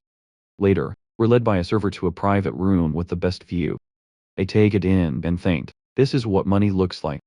No comparison to the little tea houses I usually end up in. That courtyard alone. No ordinary designer could have pulled that off. Jasper notices me staring at the courtyard, and assumes I'm pining for the life I used to have. He smirks inwardly, but his voice remains gentle. Ethan, what would you like to drink? I snap back to attention, eyes lighting up, and immediately rattle off a list of names, every signature item from this place that I'd looked up online. Ethan, are you sure you can get through all of that? I know exactly what he's thinking. He must be thinking, why have I suddenly thrown all pride out the window and started ordering like a man who hasn't eaten in weeks? But I have no intention of explaining myself. Whatever I can't finish, I'll take home. Not a problem. Take it home. You'd actually pack up leftovers from a place like this. You're really that short on food. Of course, not packing up leftovers is wasteful. I'm not who I used to be, so naturally I make the most of things. Frugality is a time-honored virtue after all. What's the matter, Jasper? Do you have some objection to that particular virtue? Jasper opens his mouth and finds he has absolutely nothing to say to that. He blinks for a moment, then manages, you're right. I think so, too. I really was far too extravagant before buying luxury goods I'd never even use. A waste of money, and a waste of time and energy on top of it. If I'd put the time into something meaningful instead, imagine there are so many people in this world who need help. How did I never see that before? That money could have supported children in underprivileged communities. Anything would have been better than buying luxury items to sit in a drawer. By the way, Jasper, someone as kind and admirable as you must donate to those causes quite regularly, right? Jasper is genuinely gifted at spinning narratives and managing his image. But charity, that's a fantasy. He's not that generous. He barely has enough money for his own lifestyle. The idea of voluntarily giving anyway is laughable. However, he smiles with complete sincerity. Of course, when I have time, I make a point of helping those who need it. My parents raised me to always share what I have and look out for others. Jasper assumes I'm about to take the conversation in that direction, but I pivot. If you're that generous to complete strangers, then surely, given how long we've known each other, how close we are, now that I'm struggling, now that I'm one of those people who needs help, you'll do something for me, won't you? What? He's caught completely off guard. Of all the things he never expected that a, who had always cared so much about face, would suddenly say something like this. Casper, you have no idea how miserable my life is now. I can't buy clothes or watches. Just staring at my wife's cold face every day. I can't even bring up money. And when I called everyone, I know no one picks up. Watching a shift pass over his expression, I get up and move to sit right beside him. Grab his hand and hold on tight. No wiggle room. You're the only one, Jasper. The only one who still came to find me. You're the only person I can turn to. You throw around 2 or 300,000 like it's nothing. Surely you can't be stingy with an old friend. You'll help me, right? We're practically brothers. I hold his hand firmly, voice completely earnest. He still hasn't responded. I add one more line. Come to think of it, I haven't caught up with any of the women we both know yet. That last words hits exactly Jasper right where it hurt. He was anxious. Every woman he's ever had his eye on has shown zero interest in him. Although he projects a clean, upright image, plenty of people know better, and no amount of image management has managed to fully bury it. In the end, his family came up with a solution. Keep a low profile and wait for people's memories to fade. The reason he reached out to me this time is to get something done specifically to show off his value in front of a woman he's currently pursuing. Ethan, what are you talking about? Look at, yes. What kind of relationship do we have? How could I possibly sit by and watch you suffer? Didn't it come straight to find you the moment I got back? You know me. I've always been soft-hearted. Watching a stranger struggle is hard for me, let alone you. Don't worry, I may not have a lot on hand, but 100,000 is nothing. I'll transfer it to you right now. Think of it as emergency funds. And don't even think about saying no. All right. But after Claire went bankrupt, how have things been between you two? How would I know? You know me. My degree had nothing to do with business. Even if she told me everything, I wouldn't understand any of it. Anyway, we still have food to eat for now. She's always busy. What exactly she's busy with, I have no idea. Asking wouldn't help anyway, so I stopped asking. I was going to file for divorce, but then she told me there were no debts, so I figured why not just keep going. I'd heard Rosie came to find you. She did, but she's not a good person either. Even at my lowest, I'm not going to embarrass myself in front of someone like her. So, I made a big show of standing by Claire. Drove Rosie absolutely crazy. She couldn't measure up to Claire before, and she still can't. I'm nobody special, but the fact that Claire treated me decently, even at her lowest, tells you everything about her character. I'd rather put my faith in someone decent than in someone rotten. But maybe Rosie only realized her true feelings after she lost you. And you're not someone who's used to hardship. How long can you really keep living like this? Honestly, it's not as bad as you might think. Back when I had money, there was always some drama. Always a cluttered head. The only relief was buying more things. Now it's quieter. I do what I want. I'm not someone who can't handle a simpler life. Before college, wasn't this just how things were? So, this is fine. I have no complaints. I just need to figure out how to earn more going forward. You're going to get a job. How would that work? What would you even do? Imagine running into people, while working a cash register or stocking shelves. Moreover, good jobs are hard to come by. You'd be left with unskilled work. Could you really handle that? What's so hard about it? I may not have worked before, but I graduated from a reputable university. I can learn. I have the basic qualities. English, professional skills. I've got them. Jasper suddenly remembers that I did actually earn my place at a famous university, and then met Claire and Rosie after. In comparison, his own academic record was nothing to speak of, and he had to be sent abroad by his family just to come back with a presentable credential. The thought puts him in a foul mood, but he still refuses to concede it. A degree matters, sure, but so does experience. Starting from scratch now, you'd be behind every fresh graduate out there.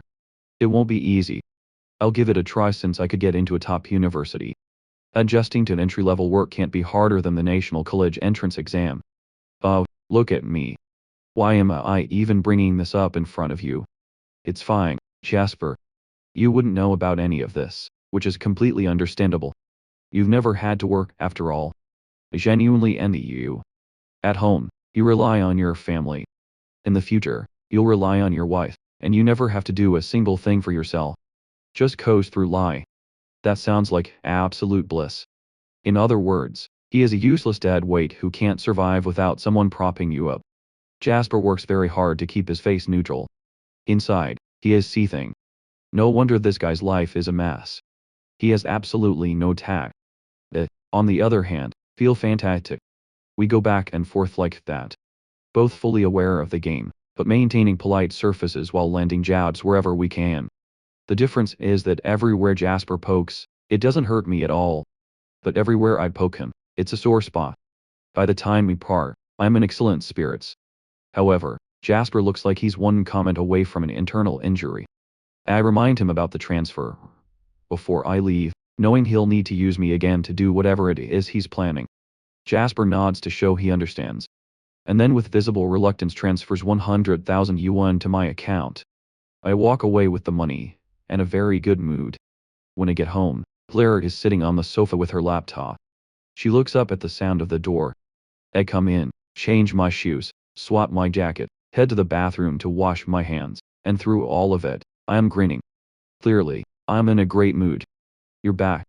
I just walked out of there with 100,000 yuan for free. Pretty impressive, right? I wave my phone, which hasn't left my hand since I left. My tone dripping with a smugness I'm not even trying to hide. 100,000 from Jasper.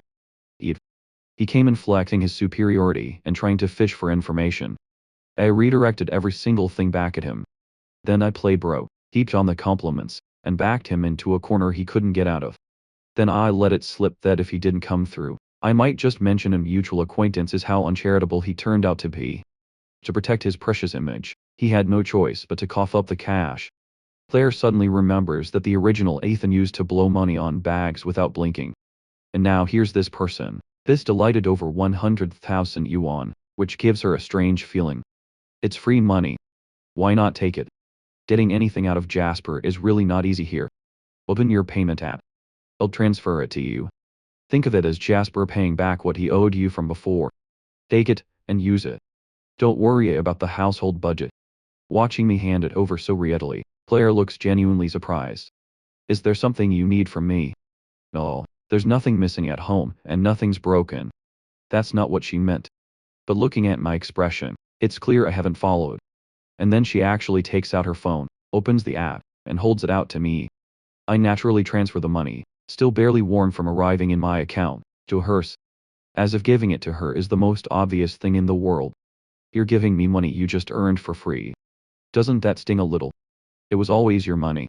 The meals with Jasper back then, all paid for with your money.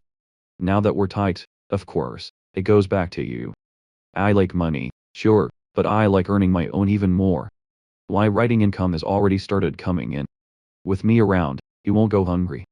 Fine dining may be off the table, but plain porridge and simple sides, there'll always be enough. Well, then thank you. No need to thank me. You treated me well before, after all. Oh, by the way, I also brought back some things from the cave. All untouched. Do you want some? Claire grew up in comfort, but she's never been someone who believes in waste, except when business calls for it. In the past, it was always just regular meals at home. The difference was that whoever cooked was very good at it.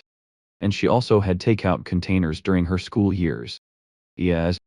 I honestly didn't expect her to say yes. I assumed she'd turn it down. I stumble a bit. Actually, I just remembered everything I packed as sweets. Is that all right? What's wrong with it? I go to get the bag from by the door. Opening it. It's indeed full of pastries and small cakes. Claire picks one up without ceremony, and eats it. After swallowing, she gives her comment. These are better warm. You've had these before. She glances at me unhurriedly, pulls out a napkin and wipes her hands. Grandpa used to love these. It comes back to me. Old Master White had a fondness for them. Claire must have picked some up for him over the years, and he probably had her try one. I suddenly realize I've just brought up memories that might make her sad.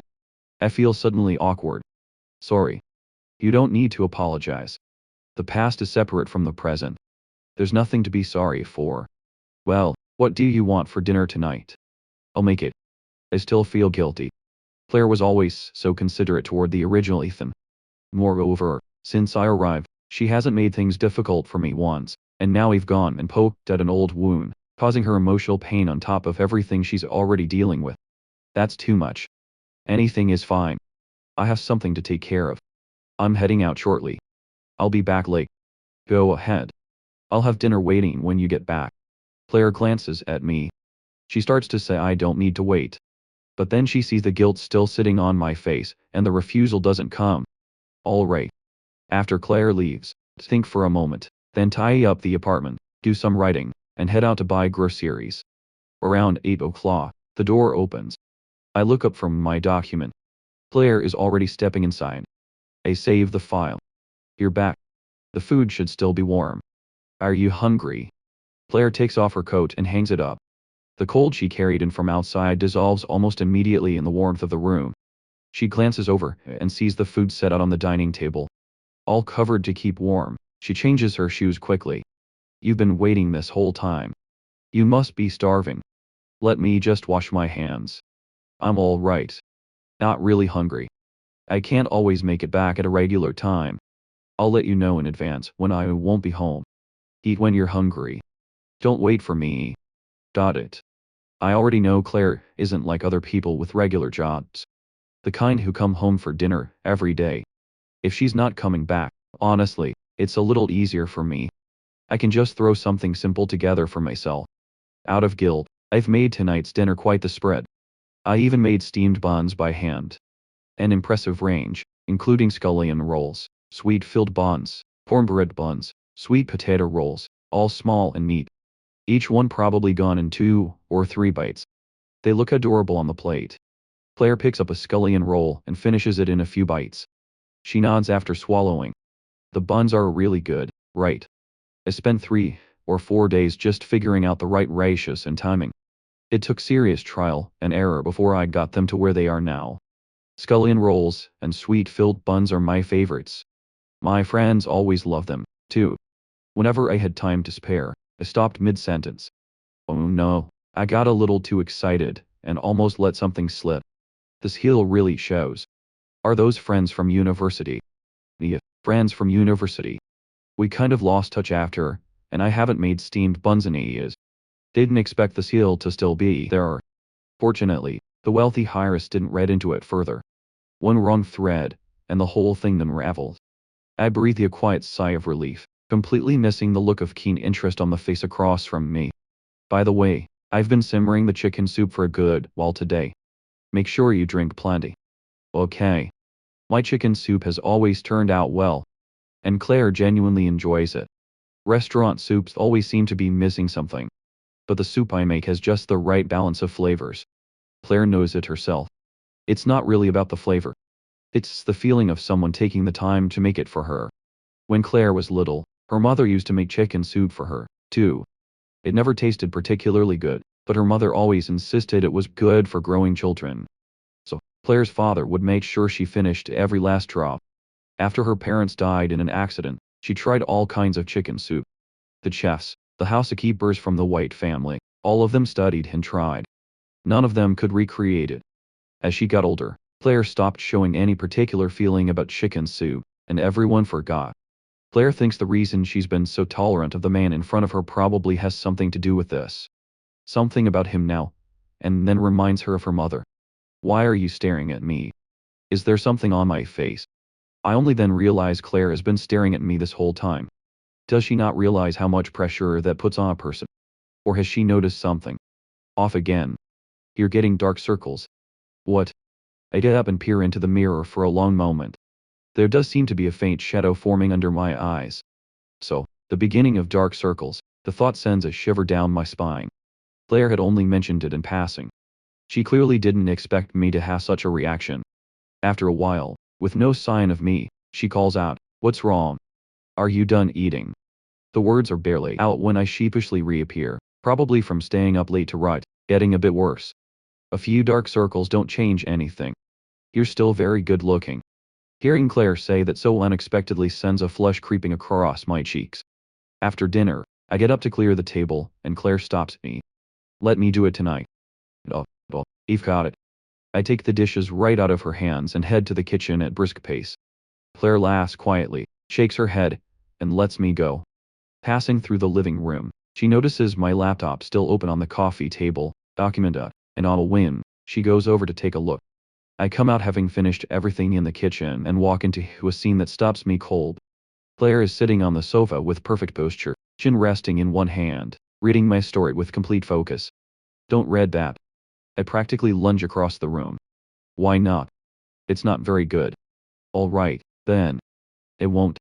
I'm quietly second-guessing whether I overreacted when she pauses at her bedroom door and says out of nowhere, honestly, I think it's a bit much that the female lead constantly drops everything at the company to spend time with the male lead. If she's running a company, she simply wouldn't have that kind of time. Then she goes into her room and closes the door behind her, leaving me sitting exactly where she was sitting, completely speechless. She read at least 2 chapters, the 2 most dramatic chapters I'd written. Having my story critique doesn't bother me at all. I just want to clarify this is a romance novel, and romance takes priority over realism. If I wrote a CEO story with true-to-life accuracy, it would be full of problems, and no one would want to read it.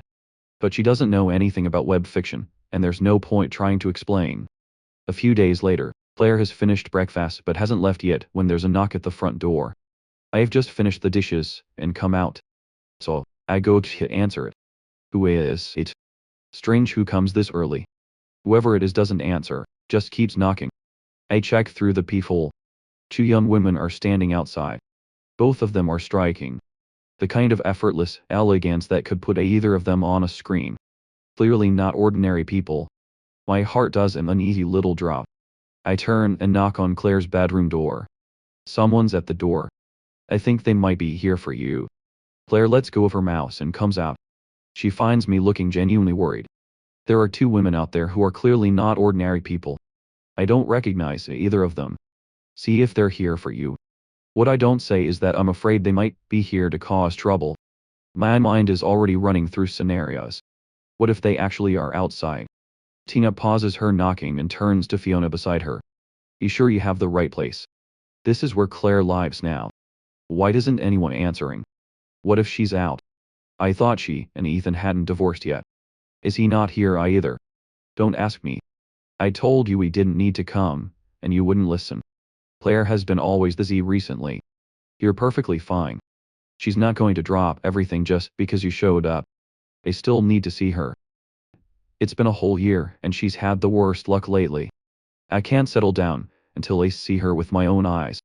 She pouts and stubbornly resumes knocking. No, this time she's actually banging on it. The door swings open. What are you 2 doing here? Come in. Claire, I've missed you so much. Your little sister's back. Tina cries out with delight. Launches herself at Claire. Throws her arms around her. Then, let's go. Good to have you back. As expected, Claire, you are the one Tina actually cares about. The rest of us are just extras. Get inside. I stand behind them, completely stunned. Could these 2 actually be some of Claire's closest friends? Tina bounces inside cheerfully, and runs straight into my blank, bewildered face. She blinks. Her finger goes up. Why is there a man here? Wait, are you Ethan? What are you doing here? Why wouldn't I be? Claire, fine. You haven't divorced, but you're actually living together. We're not living together. Would you prefer I sleep on the street? You talk so much. Ethan and Claire are not divorced. Of course, they're living together. What's strange about that? Come sit down. Tina opens her mouth, but she can't quite manage a smile in my direction, so she resorts to pretending I don't exist. She makes her way to the sofa and takes a seat. Fiona gives me a brief nod and does the same. I go to the kitchen and bring out tea for them. When they come back, all 3 women are seated, and both of the others have their eyes fixed on Claire in loaded silence, which makes me desperately want to disappear. I actually have something to take care of this morning, so I'll head out and leave you all to it. I won't be home for lunch. Got it. I head straight to my room, throw on a jacket, grab a few things, and get out fast. The moment Claire said that, Tina has been staring at her with an expression of pure disbelief. The second I close the door behind me, She says with an indescribable expression, home for lunch, Claire. Are you calling this place home? The question catches even Claire off guard for a moment before she smooths back to calm. I've been eating here lately. He cooks well. Claire, you're seriously planning to keep living with him? Apart from his looks, he has nothing going for him. It's not like good-looking men are hard to find. I refuse to believe you'd keep him around for his face. If that were the reason, it would have happened long ago. So, what is it? Frankly, in all the years I've known him, haven't seen anyone in the same category who comes close, and people change. Don't judge someone by who they used to be. You didn't know him well before you left the country, and you haven't had any contact since you got back. Where does the confidence to judge come from? And finally, do you think Claire is an idiot? If she's been this patient with Ethan, there's a reason. Don't forget, in the eyes of the world, Claire is broke, and Ethan is still here. Doesn't that strike you as worth noticing? When Fiona had done the background research for Claire before, she'd gone through it carefully and come to a very strange conclusion. Her guess was that Claire was keeping him close to watch. After all, an open threat is easy to dodge, it's the hidden ones that get you. But before Tina can even nod to show she understands, Claire says something that surprises them both. It's not as complicated as you're making it. He has changed. Things are good between us now. The reason we're here is that there was nowhere else to go. These days, he keeps himself occupied, earns his own money, and cooks. He says it feels like the life he had before university. But then why won't he divorce you? His fresh start has nothing to do with staying married to you, does it? So why is he still here? There are other reasons. You don't need to know them. Just be civil to him going forward. He's not as bad as you think. Tina starts to push further, but Fiona cuts her off. Claire knows what she's doing. We don't need to worry. If Ethan isn't what we assume, then we'll be polite to him from now on. Duh, I'm just saying. I know you're close with Claire.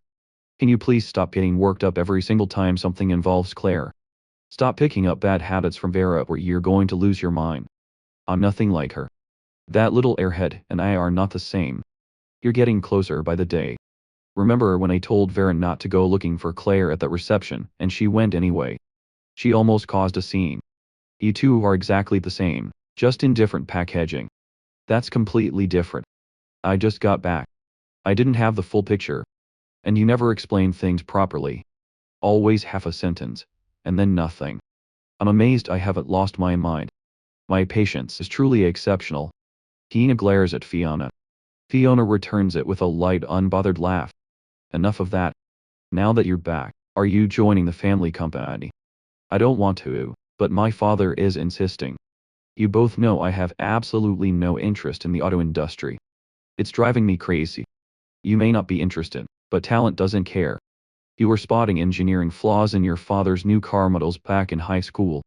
Did you really think he was going to let that go? He probably wakes up laughing at the thought of having a daughter born perfectly suited to carry on the family business. Someone saved me. If I'd known my father was that calculating, I never would have fallen into his trap. My brief window of freedom is closing fast. My poor little food venture. He's going to swallow that up, too. What really gets me is that he never once let on that he had a thing for food. He hid it for years. Years. The man is terrifying. Having an elder pushing you forward is its own kind of blessing. Your father has put a lot of thought into you. Treasure that. I was simply not born with your ability to appreciate refined culture, Claire. Every tea tastes the same to me. Knocking it back in one go at least feels satisfying. Isn't that the better way? Hava, fair point. If it feels good, that counts for something. Tina takes the teasing completely in stride. Not everyone is born with a cultured soul. It is no big deal. I was never going to be Claire anyway. Anyway, Claire, what are you actually going to do? I refuse to believe Victor Cross is that good. How can one person anticipate everything and always get there first? Are you absolutely sure there's no leak on your end? Hearing this, the faint smile on Claire's face disappeared. She thinks for a moment. I don't know where the problem is. Even when I haven't told anyone the plan, he still finds out. A simple leak doesn't explain it. As she speaks, both Tina and Fiona listen intently. Do you want me to sweep your things again? There might be some surveillance tech I missed before. I don't think that's it. I tried staying somewhere else with nothing from before. Different clothes, different everything. It didn't make any difference. Does he actually have some kind of sixth sense? Even the eldest sister couldn't do anything. We worked together against him. Traps, direct confrontation, everything. He avoided all of it. Then somehow he connected himself to the Quinn family. Old Master Quinn personally stepped in to mediate, which was effectively a warning to us. Old Master Quinn, how is that possible? Hasn't he been out of these younger generation squabbles for years? Victor is disgusting. If he is going to fight, just fight. Bringing in outside support is low. This isn't a schoolyard scuffle where everyone fights fair. I can't stand it. Why would Old Master Quinn help him? I've never heard of Old Master Quinn being particularly charitable. Apparently, Victor's wife happened to save Old Master Quinn's life at some point. And Old Master Quinn took quite a liking to her. But why does he have to go after Claire specifically? Claire has so many industries, even if he pushes his construction business as hard as he can. It doesn't even overlap with most of what she does. Claire looks at the two of them, both visibly troubled, and suddenly smiles. All right, isn't things actually better now? Stop worrying. Now that I have nothing, I can finally see what he actually wants. With nothing to my name, I can finally find out whether he's specifically targeting me, or simply looking to absorb assets and further his own ambitions. So, Claire, are you planning to focus entirely on the tech sector going forward? The investment required is enormous. There's no telling when it'll pay off. Tech is the best industry for the future. I've wanted to restructure and upgrade for a long time. Before, I had to account for dragging the rest of the White family along. They are simply a group of leeches. Now, that burden is gone. It's actually easier this way. Even if it did indirectly let you shed a burden, you still suffered real losses. That's undeniable. Once I take over the family business, I'll go after him for you. I refuse to believe he can foresee every single move. Don't make things more complicated. After you take over the family business, you'll need time just to learn the ropes. By the time you're ready, Claire will have already rebuilt. Just focus on your own lane. Claire has more sense than either of us. And if it comes to it, we're still here. After all these years of running non-stop, I finally get to breathe. What's the rush, Claire? How are you not even a little bit anxious? When has Claire ever been anxious? Fair point. I've never actually seen her panic. All right, then. Claire. Just call me whenever you need anything. I'll be there. The three of them talk a while longer, then leave together. I come back in the afternoon to an empty apartment. I let out a breath of relief. Claire's friends are formidable, every single one of them, and they made their dislike of me perfectly clear. That kind of atmosphere is genuinely exhausting. I said I had something to deal with. I didn't. It was just an excuse to leave, and once I was out, I had nowhere to actually go, so I ended up at an internet cafe and wrote. The girl playing games next to me kept glancing over her. She kept losing over and over. By the time she finally worked up the nerve to strike up a conversation with me, I'd already moved to a different computer. However, even if I chose a new seat, the same thing happened. The girl next to my seat drifted over and tried to chat, asking what brought me here to write of all places, as if hoping to absorb some kind of positive energy from me. I had absolutely no idea what to do with that. Back home, I finally feel like I can relax. I change clothes, stretch out properly, and bounce my way onto the sofa. A thought crosses my mind. A shower sounds good. I check Claire's message on my phone. She won't be back until late tonight, so I make a beeline for the bathroom and take a long, satisfying hot shower. I towel dry my hair first, then brew some lemon tea, and pull out the snacks I bought earlier. I sink happily into the sofa, think for a moment, and I decide, no writing tonight. I open the laptop, find the film I've been meaning to watch, and settle in with genuine contentment. As it plays, I alternate between grabbing handfuls of snacks and sipping my tea. There is no greater pleasure in life than having nothing pressing to do. Showered, hair dried, snacks in hand, film on screen. This is genuinely the most at ease I've felt since arriving in this world. As the film builds toward its climax, I'm completely absorbed. I've forgotten where I am entirely. Right as a door slams open on screen, a very real door opens behind me. The sound editor would be in trouble for this one. The timing is terrible. Did you not eat lunch? Claire's voice suddenly comes from the doorway. I flinch so hard. The crisps in my hand scatter across my folded legs. I look up to find Claire standing there with a slight frown. She's a few steps away, head tilted slightly, eyes fixed on me. Whoa, on my now empty hands. From her perspective, a man a few steps away, eyes wide, frozen like a startled small animal. For example, a cola. She thinks, you weren't supposed to be back until late tonight.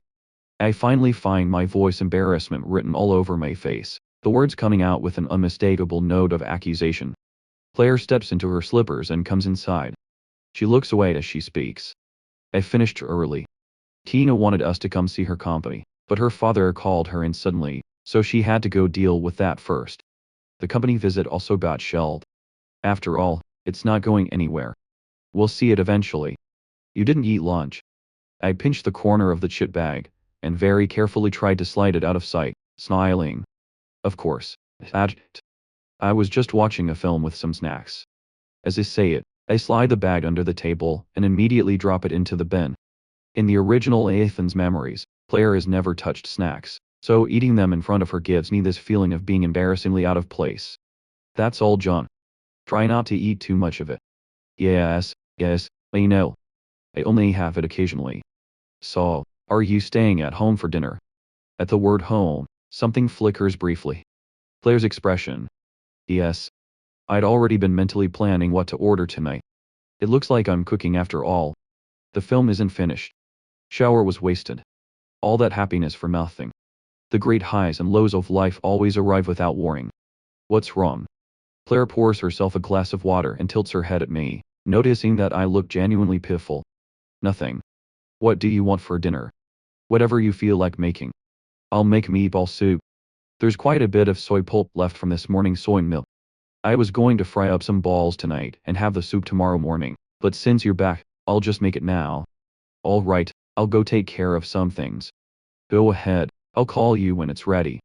Once Claire goes back to her room, I glance at the laptop screen. I catch a faint reflection of myself in the dark screen.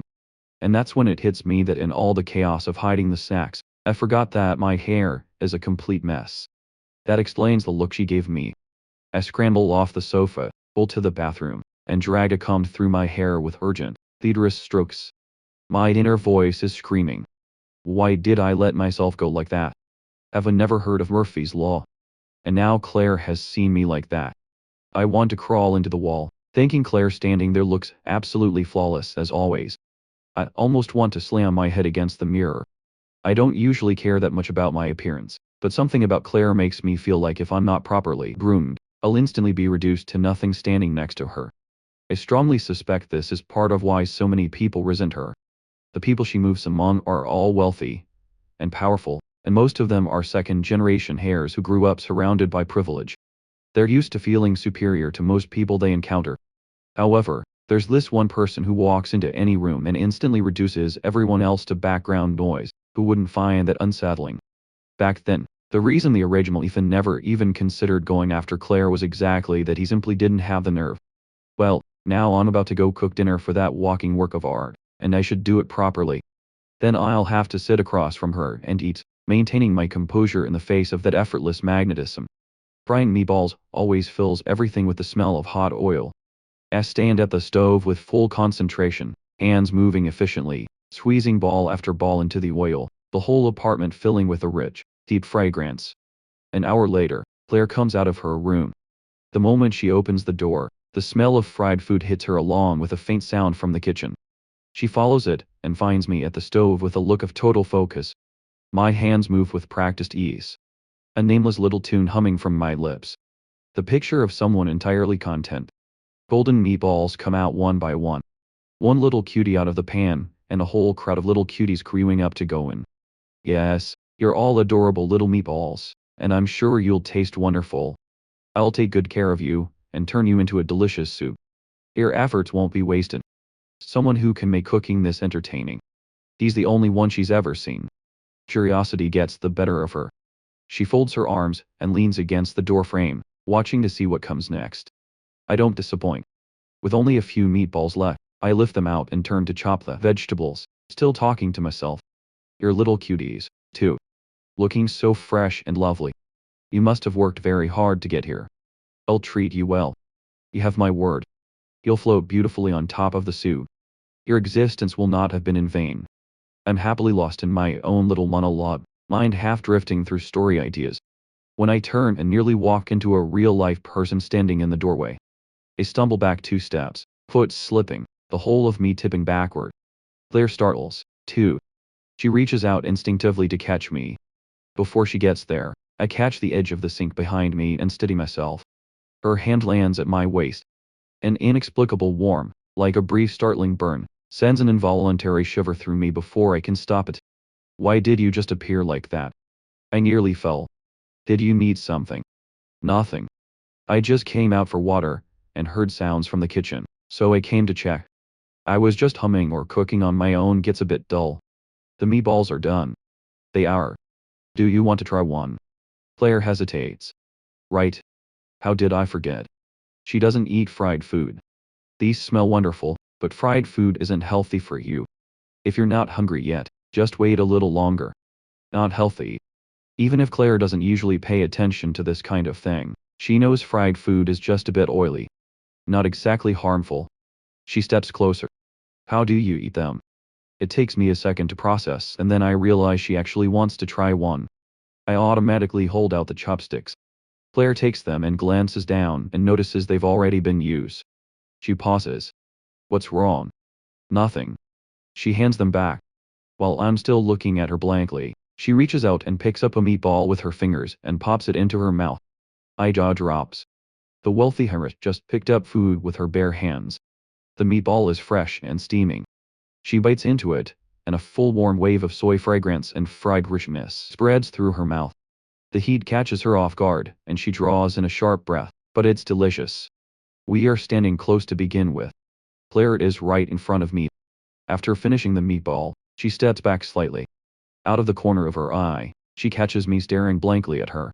She tilts her head. What? Her face turning toward me so suddenly startles me again. Fortunately, this time my feet don't slip when I step back, but my back slams straight into the wall behind me. Nothing. Were they good? Very delicious. If you have nothing else, you should head back out. It's oily in here. The meatballs are all done and the soup won't take long. Go ahead. I'll call you when it's ready. By the time the meatball soup is finally done, every trace of my earlier good mood has evaporated.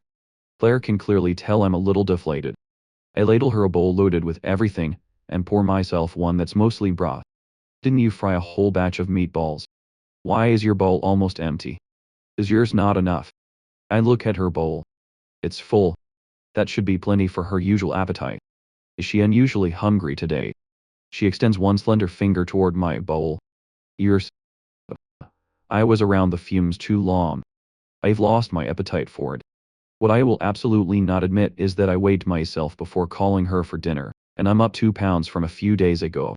Claire doesn't press it, but as she eats, she notices that I keep drifting off staring at her bowl with an expression that unmistakably says, I really want some. Combined with my habit of weighing myself before meals, it clicks for her. You ate too many snacks today. Not a question, a statement of fact. I feel like someone just stabbed me in the heart. I deny it anyway. No, I didn't. Claire says nothing.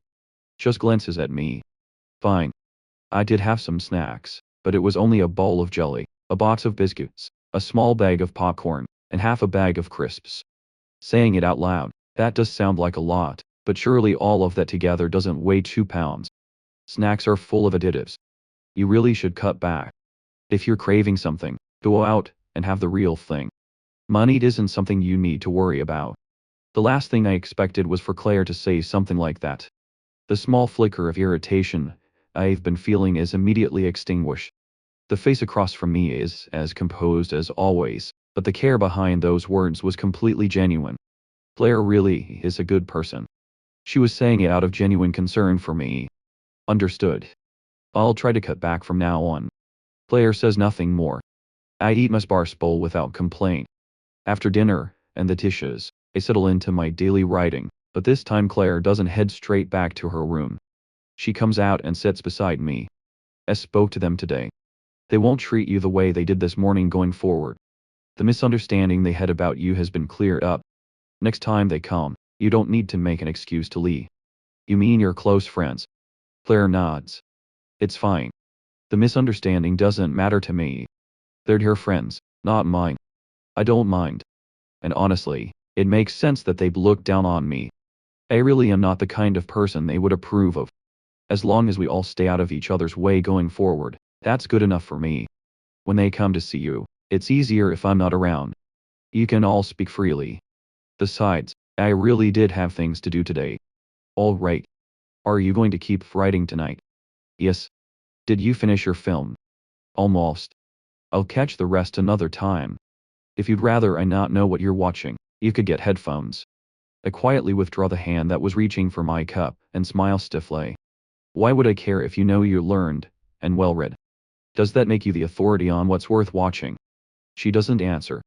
Instead, she picks up my cup and hands it to me. If you want to write good fiction, just watching films isn't enough. You have to analyze them. I don't mind the noise. You can watch whenever you like. Okay, got it. Claire gets up and goes back to her room. I take a sip of water and set the cup down. I still don't see that film. No writing, no income. That's the math. Over the following days, Claire keeps her usual pattern. Out early, back late. Our routine settles into breakfast together, dinner together, and everything in between spent doing our own things. Then one day, Claire comes home in the afternoon. I'm in the middle of writing. I don't look up at the sound of the door, just say, by habit, you're back. Then a familiar child's voice cuts through, not even attempting to hide the surprise and disdain. Why is he here? You two still haven't divorced. The voice belongs to the child of Claire's late cousin, who died in an accident with his wife. They had been the people closest to Claire. After they were gone, Claire took in their son. His name is Luca. He's 8 years old, and he had nothing but disdain for the original Ethan. It wasn't exactly that he had something against the original Ethan personally. In fact, the original Ethan simply never had much warmth for children. So, from the moment Luca came into his life, the original Ethan never once showed him a kind expression. That alone might have been forgivable. But there was one holiday when Luca was starving at home and the chef happened to be sick and wasn't in. Luca kept asking desperately for something to eat. The original Ethan was busy running off to meet his friends without giving it a second thought. He ordered delivery food that was far too spicy, something a child simply could not eat, and Luca ended up sick for days afterward. Because of that, Claire cut off a significant portion of the original Ethan's spending. The two of them had despised each other ever since. That was how things stood when I arrived. I actually like children, but Luca may not feel the same about it. That opening line had already made his feelings perfectly clear. We haven't divorced, so of course he is here. Not only that, from now on, you will be living with him, too. He controls your food supply. What are you joking, Antai? In the past, whenever Luca made his dislike of me known in front of Claire, she never said a word about it. As long as it wasn't too outrageous, she let it go entirely. So, why is she responding differently now? Antai, is what people are saying actually true? You really went broke and that's why you're putting up with him. I stay quiet, genuinely curious to hear what Claire will say. Claire calmly flicks Luca on the forehead with one finger. Watch how you talk. Being a child doesn't give you the right to say whatever you please. I really did go bro, which means you don't have a choice. Luca's mouth falls open. He stares for a full 3 seconds. Then, he shakes his head furiously. Impossible. My dad always said you were the most capable person he knew. How could the most capable person go bankrupt? And your business was enormous. How could it all just be gone? Oh no, I haven't even grown up yet. How am I supposed to earn money and support the family? I'm basically still a baby, and now I have to be the breadwinner. What can I even do? I'm in 3rd grade. Maybe you could send me to be a child model. I've done runway training before and I'm good looking, so someone would probably take me. Not a chance. You have no connections now. How do you think all those clearly unattractive child models get the work? They pick looks and background. Unfortunately, you no longer have the latter. You're lying. You know so many people. You've helped so many of them. Make them help you back. Then let this be a lesson you remember. Everyone loves a winner. But it takes a real friend to love a loser. When you help someone, don't expect them to return it. If they don't make things worse, that's already something. Claire follows him into the bathroom, her voice carrying through the door. So, what do? We have to live here from now on. and will never eat good food or wear nice clothes again. The kids at school are saying, I'll probably have to transfer soon. Is that true? Yes. During holidays, you'll be here with me. The food and clothes you're used to will mostly be gone. As for transferring, do you want to? Yes. My classmates are laughing at me. They think I don't know. I hear everything. But you won't be transferring right now. There is still one semester of tuition already paid. Afterward, Claire comes out with Luca, and they sit on the sofa. I've been pretending to write this whole time, but I can't keep ignoring them. I quietly take out some tangerines and put them on the table in front of them. There is no other fruit in the house right now. This will have to do, but they're all talking about me. It's awful when you don't have power behind you. Being talked about, even mocked, is just something that happens. But even when you're successful, and in a position of power, people will still talk, and still laugh, and it'll be worse than now. If you become strong enough, they'll just make sure to do it where you can't hear. As she speaks, Claire peels a tangerine for Luca. You haven't greeted anyone yet. As Luca reaches for the tangerine, Claire tilts her head slightly toward me. Luca follows her gaze, and looks over at me. His mouth opens, then stops. He hesitates, then asks Claire, what am I even supposed to call him? You can just call me Ethan. Okay, Ethan, are you on holiday? What do you want to eat? I'll make it. You can cook then. Why didn't you before? He looks at me with wide, innocent eyes, and asks the most pointed question imaginable. We had a cook before. Listen to him saying it like he's all impressive. Rice is fine. No problem. Just a few stir-fried dishes is enough. But I end up going a little further than that. While cooking, I put more care into it than usual. I make the rice and dishes as fun and child-friendly as I can. I've always liked children. Back in my previous life, I'd fool around with my friends' little ones all the time. So, when I saw Luca just now, I liked him immediately. He's really adorable. If our history weren't what it is, I probably would have already gone over and hugged him. Claire takes Luca into her room. A while later, the food is ready, and I go to call them. Luca comes out already changed into pajamas, washes his hands without being told, and sits in the chair I set out for him. He sees the food on the table, and looks surprised. He points, you made all of this. I shaped the dishes into cheerful cartoon faces. Even the rice has a smiling face made out of egg. His portion only, of course. Claire's and mine are perfectly ordinary. Luca has his own special set. First day of the holidays, you get VIP treatment. I'll pick up a set of smaller cutlery for you, too. The adult ones are awkward to use. You don't need to make special food for me. I'm not a little kid anymore. I don't need to be coaxed into eating. I eat normal food at school. I'm in 3rd grade. Even if you were in university, you'd still be a little kid to use. Besides, what I make is my call. You only get to decide whether to eat it. If you don't eat it, next time I'll make whatever you hate most. We're broke now, so if you don't eat what's in front of you, don't expect pocket money to buy something else. You'll just go hungry. So what do you say when someone does something kind for you?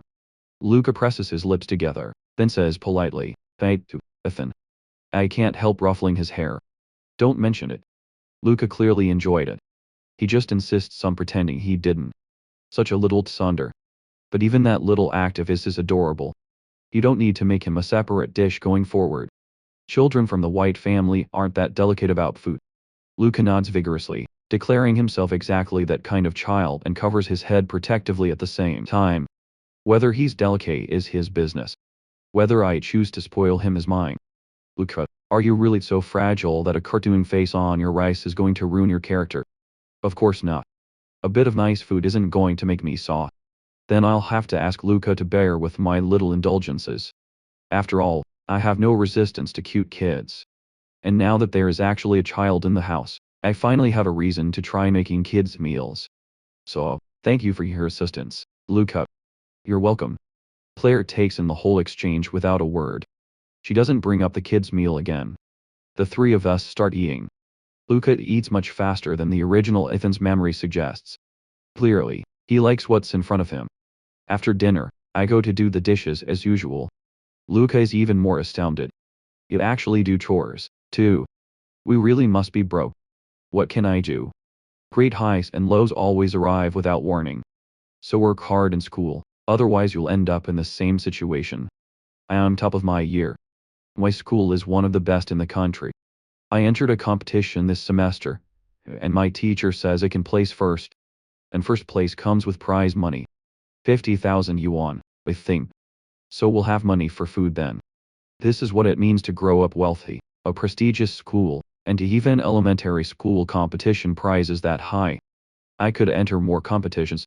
Before my auntie wouldn't let me in case it affected my studies, but now I should be able to. If I enter 4 competitions, that could be 200,000 yuan. Then we would have money for food. Oh no, I don't have that kind of time. If I want to keep my grades up, I can probably only do 3 competitions. That's only 150,000. It's barely enough for food.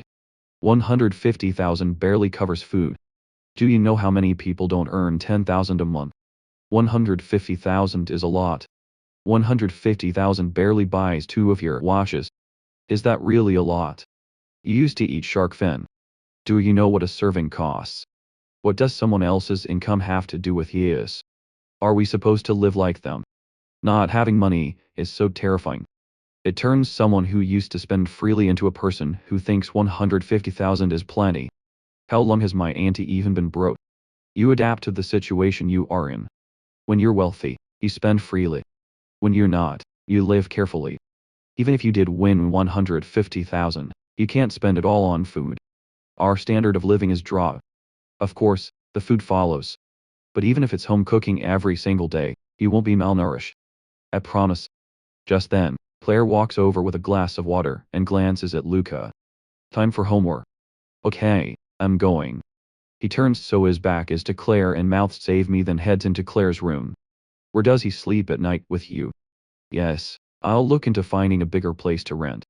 She'd originally planned to have Luca join some program during the holidays, but he refused to go, so she brought him back. I choose my words carefully about buying a house. Have you given it any more thought? I sold more watches recently, and some more clothes, too. The down payment is definitely doable. We'll see. Well, since Luca will be here during holidays, we should look at 3-bedroom options. I have writing income now. I can handle the mortgage payments. Money isn't an issue.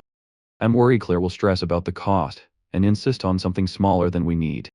After that, we have nothing more to say to each other, and we go back to our own things. Having a child in the apartment makes everything feel suddenly more alive, especially since Luca is not a shy child. Claire is out during the day, so it's just Luca and me. At first, we each keep to ourselves, but eventually boredom wins out. So, Luca starts talking to me whenever he comes out to stretch his legs. He's a child after all. Sensible as he is, he can only sit still for so long. Once he realizes I am genuinely different from who I used to be, and that I actually treat him well, he stops being quite so distant. Why don't you divorce my auntie? She is really broke. I know it's weird, but it's true. Even if you stay, she's not going to give you money to spend like she used to. You just said yourself that she gave me a lot before, so shouldn't I be there for her now that things are hard? If I walked out now, wouldn't that make me a terrible person? Do you actually want me to leave her alone to take care of you? In that case, you'd be stuck on your own with no one to cook for you. That's not the point. I won't starve. I don't know what's going on with you. But you're not as bad as I thought. I used to really dislike you. Felt like all you knew how to do was spend money. My auntie married a walking credit card, but back then she had plenty of money, so it didn't really matter. It's a shame though. She could have done better.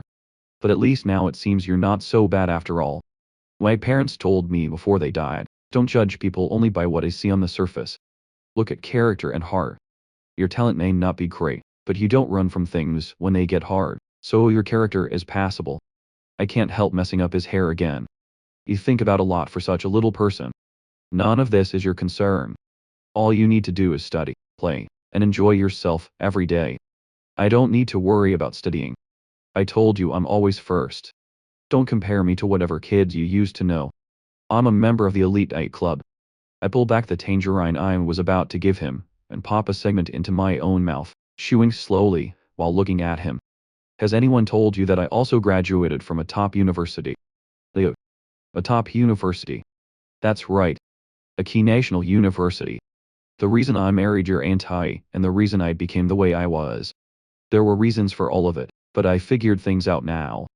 I've gone back to being who I actually am. Understand? Then I hold the tangerine out to Luca again. He reaches for it, and I pull it back. He grabs it. Nothing. Are you giving it to me or not? I press my lips together to hide a smile and this time actually give it to him. Here you go. How do you feel about wontons for lunch? I'm already a bit hungry. Make plenty. Deal. I'll make sure you are well fed, young Master Luca. I save my document, get up, and head to the kitchen. Luca watches me walk to the kitchen with a look he doesn't even know is there. Something that could only be called longing. Since his parents died, he hasn't lived in a home that felt like this. Warm and full of small living details. In Claire's villa before, there was no shortage of anything. And Claire was good to him, but it never quite felt like living. His heart was never really at rest. Now I care about him every day and my attitude feels completely natural. And when he talks to me, it's like he's talking to family. He can say anything. For the first time in a long time, he feels like he has a home. He thinks he understands now why his auntie has been less cold toward this man. Claire notices that Luca is more and more at ease around me. In the evenings, when she asks how his day went, he usually says it was good. Then one evening at dinner, I suddenly suggest, I've got some free time these days, and Luca has been stuck inside for ages. How about I take him to an amusement park tomorrow? Claire's chopsticks pause. She clearly sees. Luca go rigid with barely contained excitement at my words, and she realizes Luca has been back for 5 days, and hasn't gone outside once. Alright, I'll rearrange tomorrow's schedule. I open my mouth and close it again. There's nothing I can say. I actually been planning to take Luca by myself, but now that Claire has said she is coming, I can hardly object. Luca, on the other hand, lights up instantly. His eyes shine with undisguised delight. He turns to me with the biggest smile he has ever given me. Thank you, Ethan. Thank you, too, Auntie. If you're busy, Auntie, Ethan and I can go without you. I completely forgot that amusement parks are packed on weekends. I never went to one in my previous life. It was only seeing Luca being so well behaved while stuck inside, and then writing a scene set at an amusement park that the idea even crossed my mind. Luca's parents died when he was 6. Claire wouldn't think to take him somewhere like that. I just can't stop feeling for the little guy. The next morning, Luca wakes up very early. He opens his eyes, turns to check outside. The sky outside is not fully light yet. Then he glances at the little alarm clock that is his alone. Not yet 6 o'clock. Claire usually gets up at 6 o'clock and wakes him. Then he lies still, not daring to move too much in case he disturbs her. Luca thinks that sharing a room here is better than having an entire large bedroom all to himself in the villa. This is the first time he and Claire have been this close. He does feel close to her, but not to the point of no distance at all. Since coming here and living this way, he sometimes gets the feeling he's still living with his parents. He knows it's an illusion, he likes it anyway. You're awake. Luca startles and turns to find Claire already sitting up looking at him. Her face has its usual lack of expression, but she's just woken up. There's a drowsy softness to her that makes her seem gentler somehow. Yeah, just now. He scrambles up quickly on his own, grabs his clothes, and starts pulling them on. Claire makes no move to help, for children from the White family learn to be independent early. They step out of the bedroom, instinctively softening their footsteps, then head to the bathroom to wash up. The mirror above the sink reflects their faces side by side. The two of them share a certain resemblance, both equally good-looking, brushing their teeth with quick, vigorous strokes. Auntie, should we go wake Ethan? No need. He'll get up on his own. I usually wake at 6 o'clock as well, then start making breakfast. They would usually go back to the room to do their own things in the meantime. Auntie, Ethan works so hard cooking for us every day. Why don't we go out to eat today instead? Claire looks at Luca. You mean he works hard cooking for us every day, don't you? Well, I just think we're not so broke that we can't afford to eat out sometimes. Ethan doesn't have to cook every single day. This is his life. And while Luca is still turning that answer over in his head, Claire grabs him by the back of his collar and hauls him back to the room to read. They have barely stepped inside when I open my door and come out. I pull back every curtain. Outside, the sky is unmistakably clear and bright. A smile spreads across my face as I stretch out with a long satisfied groan. For breakfast, I usually have the ingredients prepared the night before. There isn't much left to do. Half an hour later, I go to call them as usual. We eat breakfast together, then get ready to head out. But why are we carrying backpacks? Luca looks down at the small one hanging off his own back, then at the large one on mine, genuinely puzzled. Did you forget we're broke? Everything inside the amusement park is overpriced. It's all the same stuff you can buy anywhere. Of course, it's more sensible to bring it from outside. Don't worry, yours only has the lighter snacks in it. You won't get tired from carrying it. But how much more expensive can the snacks really be inside the park? No matter how much the price goes up, there is a limit. It's just snacks. How much more could they possibly charge? I unzip his backpack and pull out a bag of crackers. I bought these crackers at the supermarket for 10 yuan. Go check what they sell for inside the park later, and see for yourself. Fine, I'll look. He sounds dismissive, but he turns around obediently all the same, and lets me pack the snacks back into his bag. The three of us finally set off. Claire drives us there. On the way, with nothing better to do, I decide to tell Luca a story. My own web fiction is obviously out of the question for a third grader. So after thinking it over, I settle on a fairy tale. I go with Cinderella, a classic story, and not a particularly long one. By the time I finish, barely 10 minutes have passed. Luca appears to have listened attentively all the way through and very generously offers his verdict. Your pronunciation is pretty good, Ethan. I don't know whether to laugh or groan. Did you actually listen to the story? I know Cinderella is a classic. You've probably heard it or seen it before, but Confucius said that reviewing what is old brings new understanding. You should have gotten something new out of it. You're right. But I've already thought about this story many times. There's nothing new left to think about. The girls in my class all get emotional over the romance between Cinderella and the prince. But thanks to my auntie's guidance, I've come to understand that even as a poor girl, Cinderella was still the daughter of a count. Marrying a prince was actually a perfectly suitable match. So really, it's just a love story between two equally matched people who go through hardship and end up happy in the end. I let out a small amused laugh. All right, then. Tell me, if you were Cinderella living in that household, what would you do? Would you go on enduring your stepmother's cruelty with gentle patience or find a way to complain to your father or fight back yourself? Going to the father is definitely useless. If her father actually cared about her, Cinderella wouldn't have been suffering for so long in the first place. Fighting back herself won't work well either. If it's too obvious, showing disrespect to elders. Her reputation would be ruined and no one would marry her. She can't run away either. A girl who runs away from home loses her reputation all the same and ends up unable to marry. So, the only thing she can truly do is endure. You're young, but your thinking is clear. So, in your view, Cinderella's fate was sealed from the very beginning. Of course not. Even though enduring seems like the only thing she can do, there is actually quite a lot she could do. Take reputation for example. Treating elders badly is wrong. But a stepmother treating her stepdaughter that badly is equally wrong. And the stepmother has two daughters of her own to think about. She had better consider whether her own daughters will find anyone to marry, if her reputation suffers. From the driver's seat, Claire glances at the two of us in the rear view mirror. At Luca's words, she gives the smallest, barely perceptible nod. I'm genuinely startled by the logic coming out of this 8-year-old boy. So, what are you saying?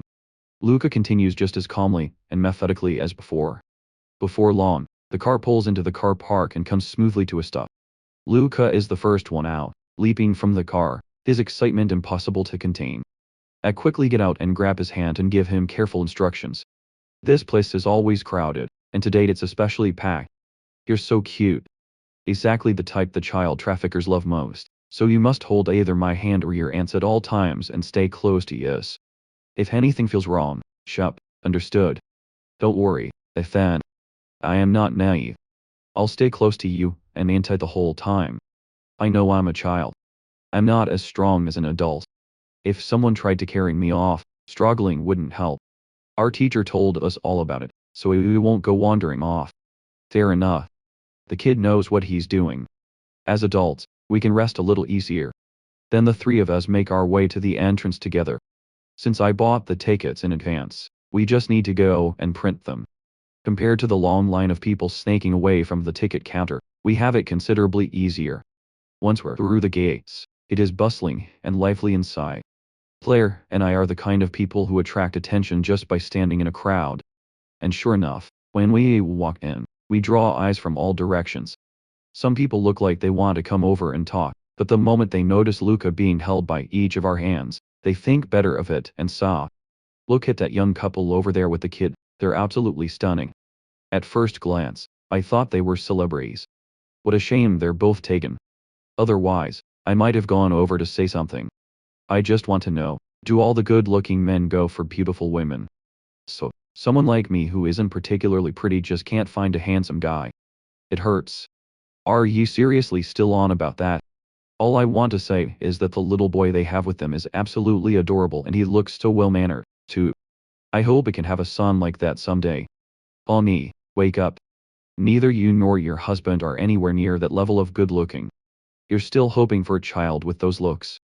I desperately want to laugh listening to them, but it's a shame Luca isn't actually my child or I'd be laughing even harder. Ethan, what should we go on first? Depends on what you want to do. I think the roller coaster and the bumper cars both sound fun. Are you interested in either of those? I've never been to an amusement park myself, so the only rides I actually know about are a handful. Luca hesitates for a moment, glances at the roller coaster track in the distance, then makes up his mind. Let's go on the roller coaster first then. All right, roller coaster first. Bumper cars after. There is quite a crowd at the roller coaster, either adults with children or couples. Without waiting for Claire, I head over on my own initiative and join the back of the queue, waving to Luca and Claire. I'll queue up here. If you get tired, go rest on the side. The people around us exchange glances. A woman nearby is practically green with envy as she says to her boyfriend. A guy that good looking is actually willing to queue up and let his wife and child go rest on the side. That is just unbearably inviable. What's the matter? Do you have a problem with how things are right now? All you see is a handsome man queuing, but you're not looking at how beautiful his wife is, and everything she's wearing is designer. 50,000 yuan at minimum head to toe. If you had that kind of money, you could hire someone to queue for you, too. That guy is either not very bright, or he's low on the totem pole at home.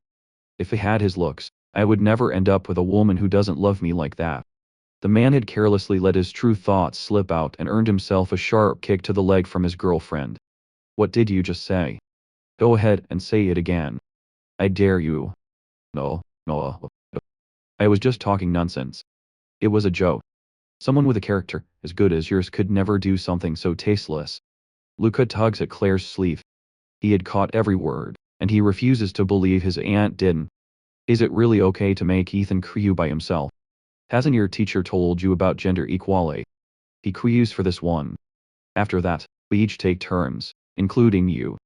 Luca breathes a sigh of relief, so isn't about squeezing Ethan for his labor. He used to dislike Ethan, but that has changed now. If it were the original Ethan, Luca wouldn't have cared less how Claire treated him. But this Ethan, if Claire were to be hard on him, Luca would actually feel bad about it. The Ethan of today is a genuinely good person. The women standing nearby, some married, some not, drift into a conversation about something entirely unrelated. Luca has no interest in listening to them ramble on, so he pulls Claire over to sit down nearby. Since Ethan isn't being made to queue all day, there's no need for him to feel uneasy about it. Everyone will take their turn soon enough.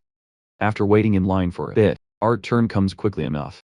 Luca naturally sits in the middle with me on one side and Claire on the other. Even after we've settled into our seats, people keep craning their necks to look at us, which makes me quite uncomfortable.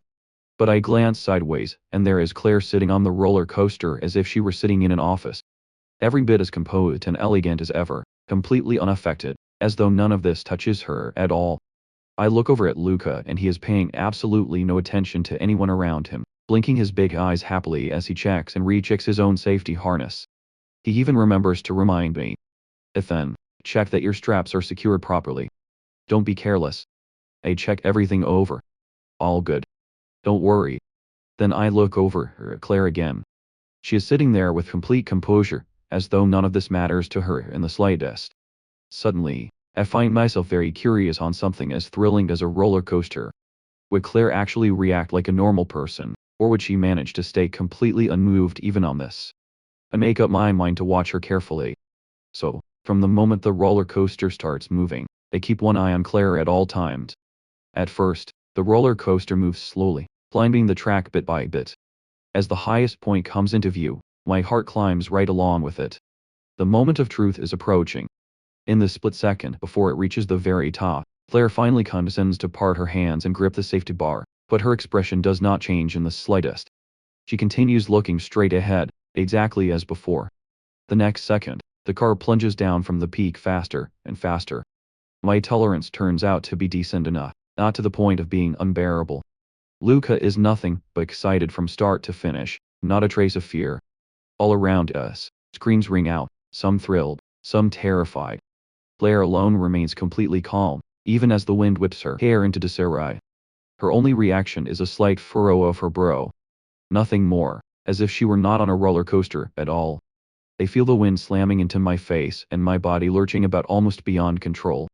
And I look at the woman beside me, who, even as the roller coaster sways violently from side to side and does not change her expression one bit, I can't help muttering to myself inwardly, she really can stay exactly as calm as she is in everyday life. What's even the point of riding a roller coaster like that?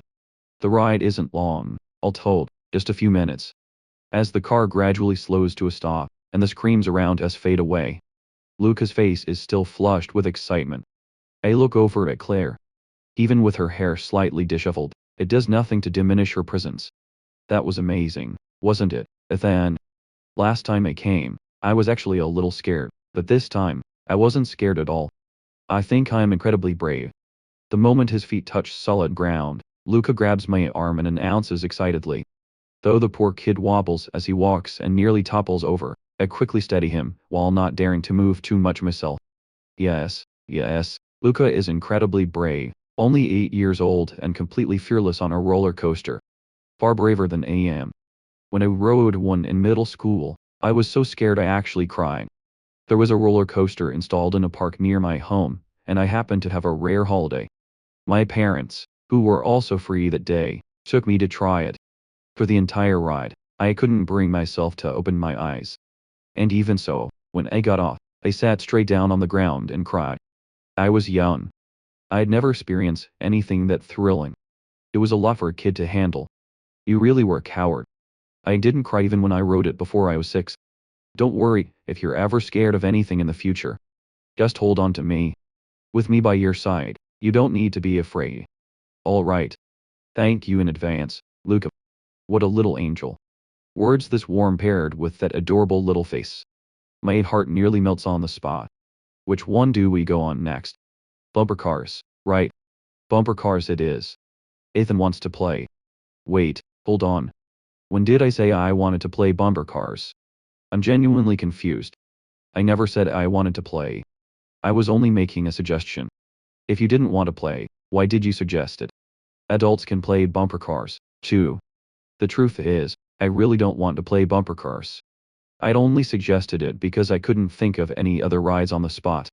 I've never been to an amusement park before, but before I even have a chance to explain, Claire has already taken hold of Luca's other hand and started walking forward.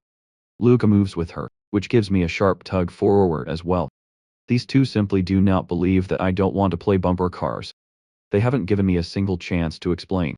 Honestly, if I were to insist right now that I don't want to play bumper cars, would these two think I was just trying to save face? I think it over for 2 minutes, and arrive at a very definite conclusion. Whether I want to or not, I am playing bumper cars today. The crowd at the bumper cars is noticeably smaller than at the roller coaster. So Claire sends Luca to queue up. The moment he joins the queue, he draws a shower of star-eyed looks. Nearby, the little girl has been crying nonstop, her father completely unable to calm her down. But the moment she catches sight of Luca, her crying cuts off instantly. She wriggles free of her father's arms and darts straight over to Luca's side. With everyone watching, the little girl grabs Luca's hand without a hint of shyness. She blinks at him with wide, innocent eyes and says sweetly, "Can we play together, big brother?" The little girl looks to be about 5, barely reaching Luca's shoulder. Hey, no more crying. We're both here to play bumper cars, right? Of course we can play together. There are plenty of cars in there. Yet, we'll play together. Daddy, Mommy, I want to play with big brother. I like him.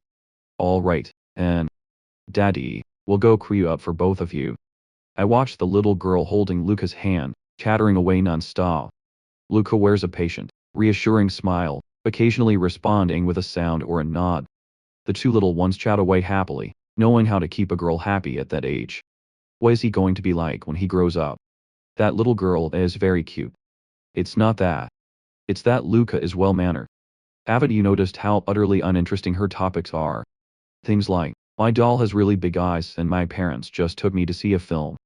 Some of what she says doesn't even follow logically. Only our Luca has a patience to keep up with her. It's practically like he is making the girl happy. Honestly, no boy is actually interested in topics like these. You're right. He is keeping the girl happy. Within 2 minutes, another boy wanders over toward Luca, and the little girl trying to get into the conversation. The little girl wrinkles her nose with obvious distaste, and turns away, paying him no attention at all, talking only to Luca. Luca gives the boy a polite nod, then goes right back to keeping the little girl entertained with absolutely no intention of pulling the boy into the conversation. The little boy seems to sense that he is not welcome and trudges back to where his parents are standing, looking dejected. All right, fair enough. He is definitely keeping the girl happy. When our turn finally comes, Luca coaxes the little girl back to her parents. Then, without a second glance back, he takes hold of me and Claire and heads briskly over to register. We get into the bumper cars efficiently and get straight to it. From the way Luca drives, there is absolutely no indication that he has any intention of waiting for the little girl to play with him. The best thing about bumper cars is being able to crash into whoever you like. My driving skills are nothing special, but here it doesn't matter at all. The whole point is to crash.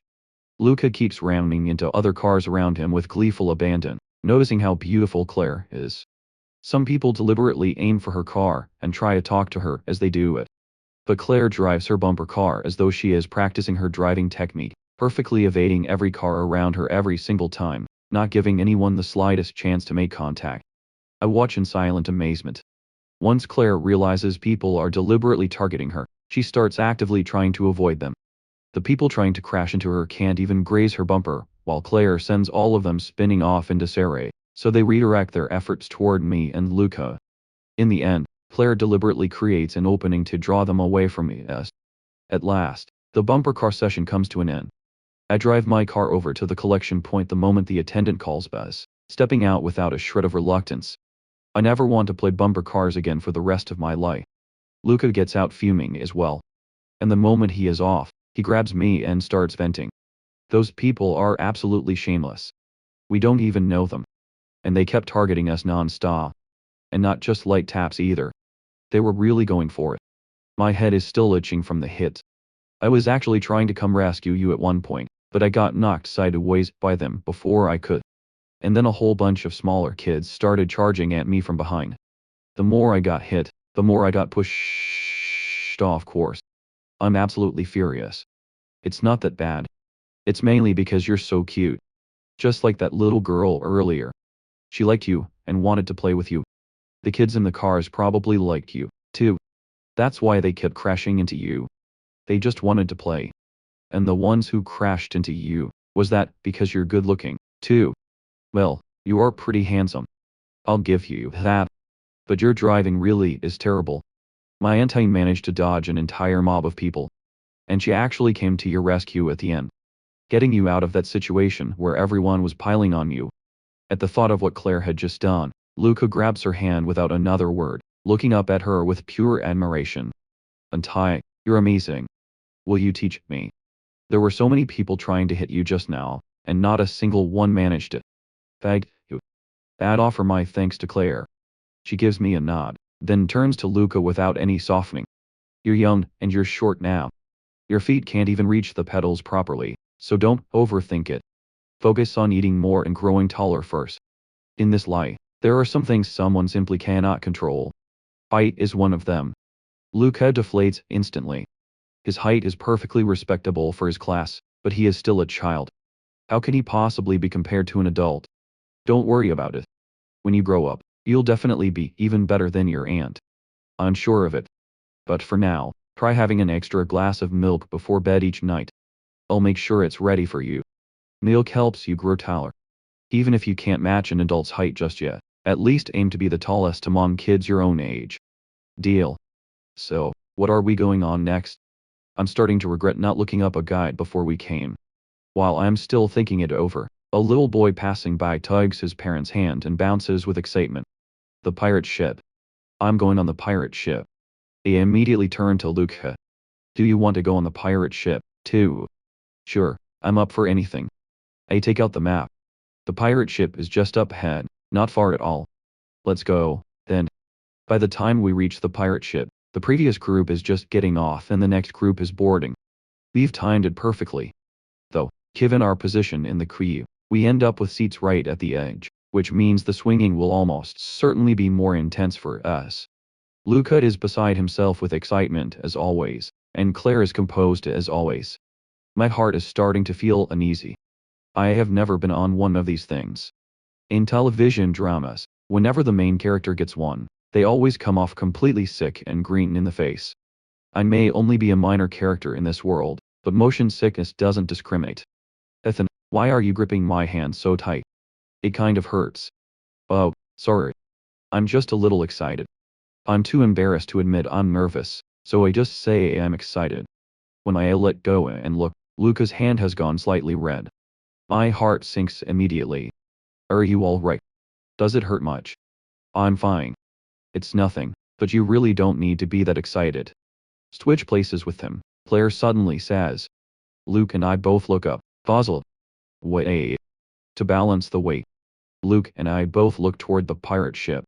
The other passengers are all seated on the left side with adults on the right, and children in the middle. At a glance, the weight distribution does look noticeably uneven compared to the right side. All right, then. Luca stand up and we swap places. Now I am in the middle with Luca on my right and Claire on my left. I have barely finished securing my harness when Claire takes hold of my left hand and Luca promptly takes hold of my right. Both of them holding my hands at the same time. It gives me the feeling of being protected by them. It is genuinely touching. The pirate ship starts to move, swinging wider and wider. Many people around us have already started screaming, but to my relief, it is far better than I had imagined. It is thrilling, but not terrifying. I think I'll manage to keep my breakfast. As I suspected, background characters don't get the delicate constitution of a main character. The pirate ship swings for a while, then gradually slows. I feel Claire's grip on my hand loosens slightly. When the ship finally comes to a complete stop, both hands release mine at the same time. Ethan, you were so brave. You didn't get sick and you didn't cry much better than I expected. I think to myself, I was only a little anxious at the start. It wasn't real fear, but that's hardly something I can say out loud. So, I reply.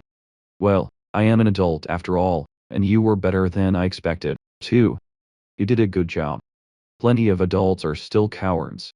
Like that person over there, for instance, Luca says, pointing toward a woman by the rubbish bin bent over a plastic bag, and being violently sick. See, she's really in a bad way. I look in the direction he is pointing. The woman is actually quite beautiful.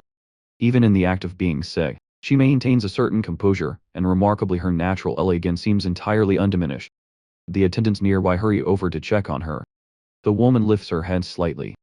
I catch a glimpse of her face, and there is something oddly familiar about her. But no matter how hard I think, I cannot place where I've seen her before.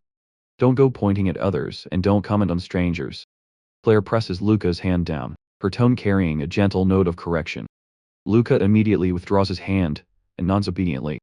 Never mind other people. Let's go. It's been over 2 hours. Are you hungry or thirsty? I unzip Luca's backpack and hand it to him, gesturing for him to pick whatever he wants. Then I take off my own bag, unzip it, and pull out a small carton of children's milk to give him. Baintu, Ethan. Make sure you and Auntie have something, too. Eating snacks in front of Claire and asking her to join feels like a significant challenge. I'm still hesitating. When Claire reaches over and takes both bags from my hands, what do you want? She doesn't say a word about the snacks. I'm a little surprised. Maybe it's because we're out having fun today. Either way, there is the chance I should take it. I pull out crackers and chips and also grab a bottle of cola.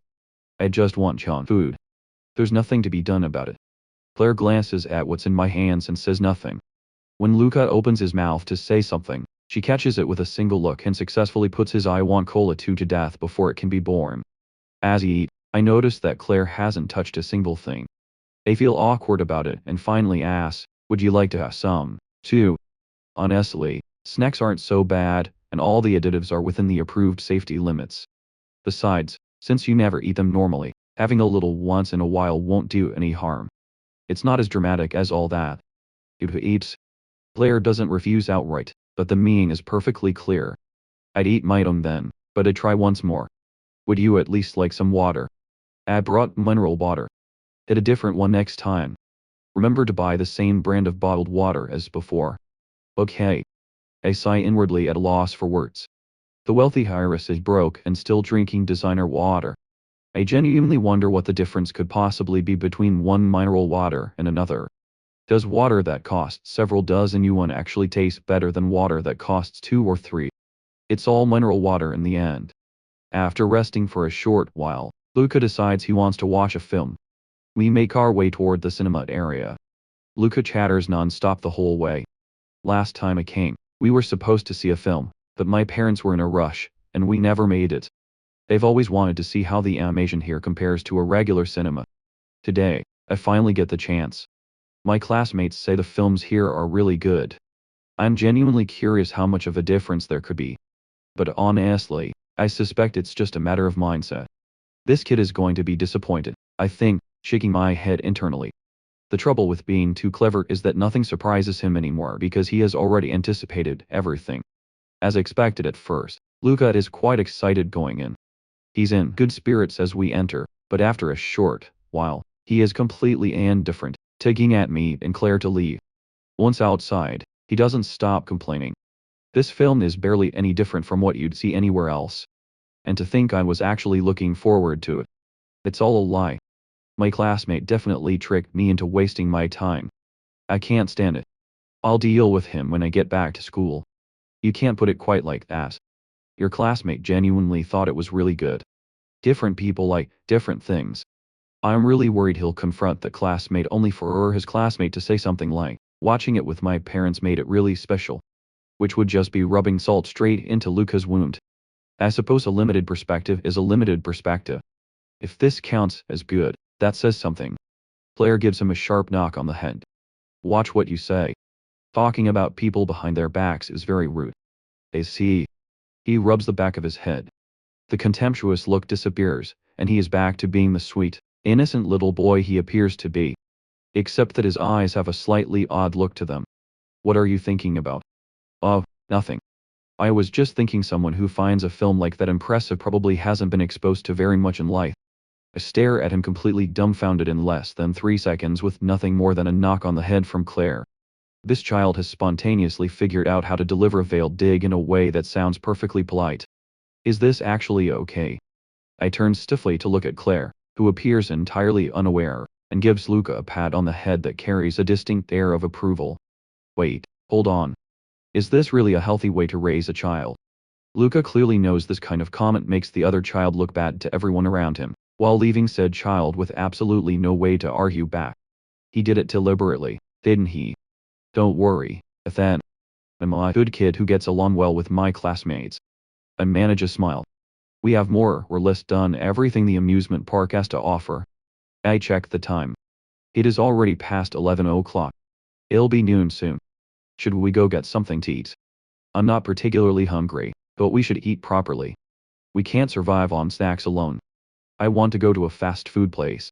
I can understand other kids wanting that. You're someone who used to eat proper food every day. How do you like that kind of thing, too? I'm genuinely embarrassed. I put so much care into cooking every day. And this little guy still wants fast food. Claire isn't going to think I phone it in when she's not around, is she? I just want to try it. The atmosphere there is different from other places. Even if I eat good food every day, that doesn't mean I can't mix it up once in a while. And just let me have it this once. One time won't hurt. Even junk food eaten once in a while won't make me sick. And besides, just let me be happy today. Claire stands there tall and elegant as ever. I think Luca has a certain kind of nerve because if it were me, I could never bring myself to tug at someone like Claire's arm and beg. In the end, Claire agrees. She takes Luca to the fast food place and asks whether I want the same or would prefer something else. Either works for me. I haven't had fast food in ages. It genuinely doesn't matter to me. And now that I think about it, it has been a long time since I ate fast food. I'm actually a little in the mood for it. Might as well indulge today together with Luca. Speaking of which, I had almost forgotten. I had made a deal with Luca earlier. Luca, weren't you going to go check the prices inside? Oh, right. He remembers. We really had agreed to that before we left. He immediately lets go of our hands and runs over to one of the nearby shops. I follow quickly. Too many people around to let him go alone. When Luca comes back out of the shop, his face is written over with shock and disbelief. The price of a single drink is literally double. That is outrageous. That defies all logic. It's not illogical. It's just how it works. Tourist attractions are even worse. A roasted corn cob that costs 4 yuan anywhere else can go for 10 yuan at a tourist spot. Wait.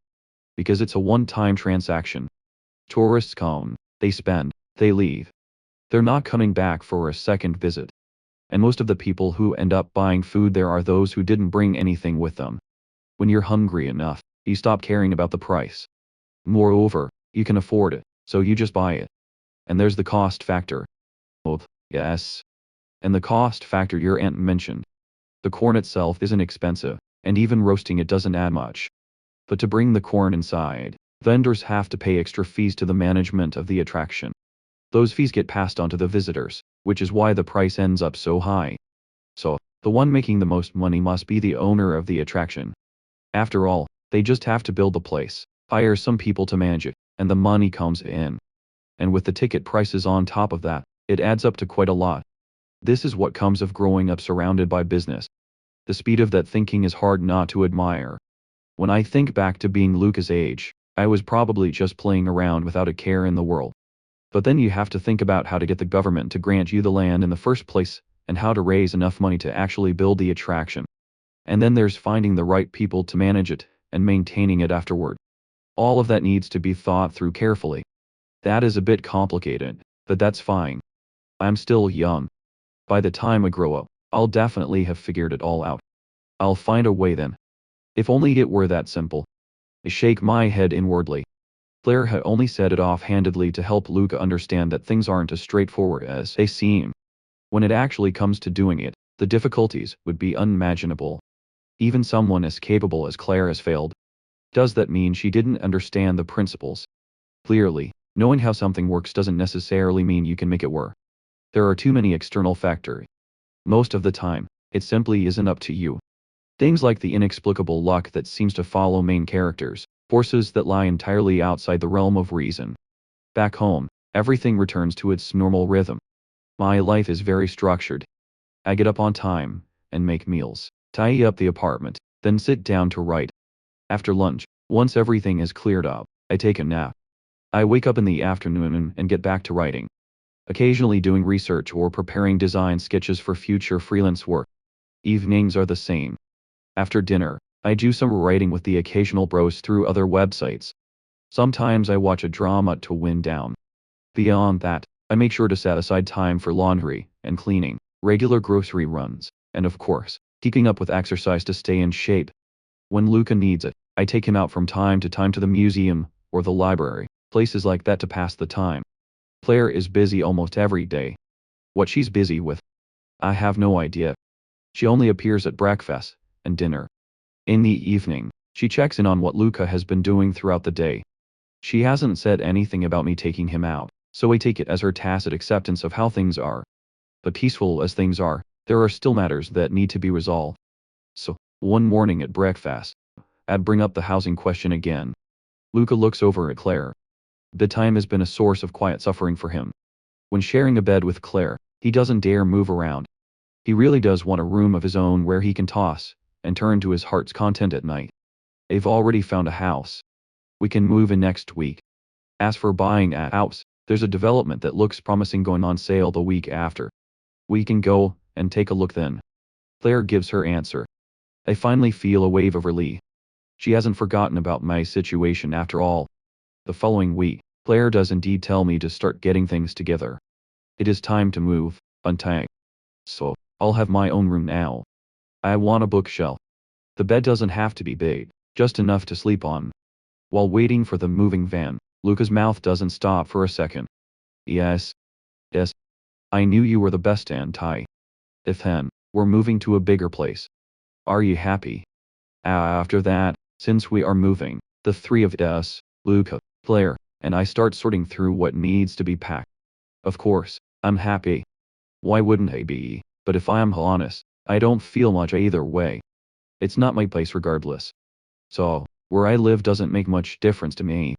Growing up, I lived in a two-bedroom apartment as an only child, quietly and consistently spoiled by my parents without making a show of it. So, I've never had any particular longing for a bigger place. If a person has never been without love, has never known real financial hardship, and isn't the type to be fiercely driven, they tend not to have any burning desire for material things. That's exactly what I am.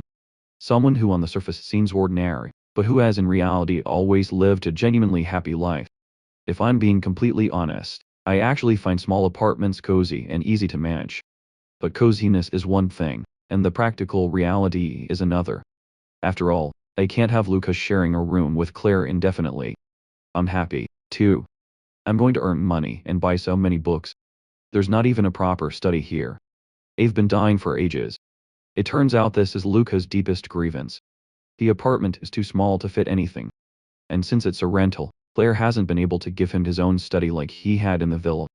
In his free time, he has had nothing to do but watch childish cartoons, and he has nearly bored himself to death. But I've been seeing you watch cartoons all along. So, you actually love reading. I only watch them because I had absolutely nothing else to do. I don't actually enjoy cartoons that childish. But the other students in my class do, and Auntie told me that a person can be clever, but when your position doesn't yet allow for it, you must never distance yourself too far from the people around you. Otherwise, when something happens, people will shut you out. Whoa, Claire is really something else. Luca is still so young and she is already teaching him things this profound. What else did I say? Auntie, you also said to treat everything as though it is simply the natural way of things. Just now, I shouldn't have implied that another classmate was stupid just because I think I'm smarter. Even if that's what I think, I should convince myself that my classmates are all perfectly fine. If there were tea in my mouth right now, I would spit it straight out. A primary school kid is being taught things like this. I feel like I was an absolute fool when I was young. I didn't figure this out until high school, and I had to work it out for myself. Go and read it. Claire reaches into one of the packed boxes and pulls out a book at random.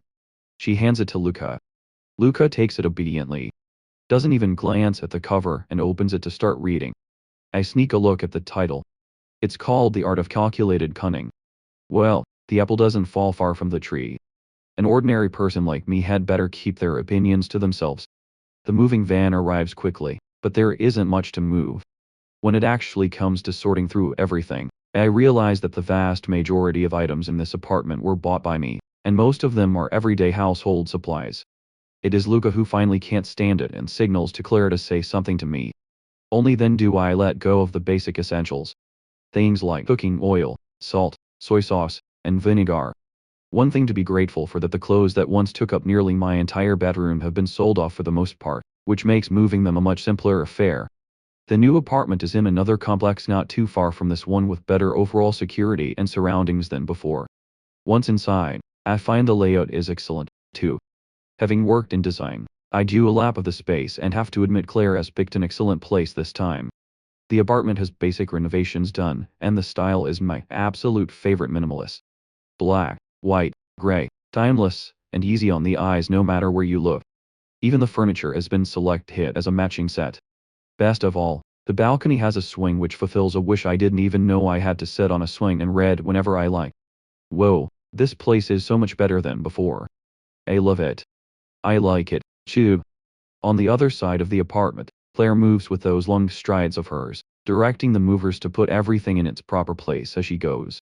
She glances over at the two of us who are both clearly satisfied. And for just a brief moment, her eyes soften. Then just as quickly, she turns back to directing the workers. About an hour later, the movers finish placing everything, and head out. I dig out the cleaning cloths I had prepared in advance, and wave one at Luca. Luca, time to put in some effort for our new home. I'll wipe the tables and sweep. Everything else is yours. No problem. I'll do the windows and mopping. What about me? Claire's sudden voice makes both of us freeze mid-coordination. Oh, Ty, you want to help? That's really not necessary. The two of us are enough.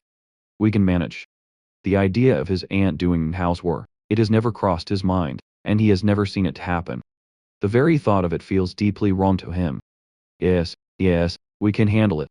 You can go take care of her own things. And all this time, I have never once seen Claire do any of this. I have to admit, seeing her doing rough manual work would give me a genuine sense of guilt. I'll do the windows. You two take care of the rest. She surveys the tall balcony windows that stretch almost to the ceiling and assigns herself the task without further discussion. Before I can say anything, she takes the other cloth from my hand. I feel her fingers brush against mine accidentally and instinctively shiver. What's wrong? Are you cold? Oh. No. Probably just a little too much internal heat from not drinking enough water lately. It's nothing. I'll just drink more water over the next couple of days. It's definitely not because she touched me. I'm not made of glass. Just eat fewer snacks. A blade flies through the air and lands straight in my chest, leaving my face visibly crestfallen.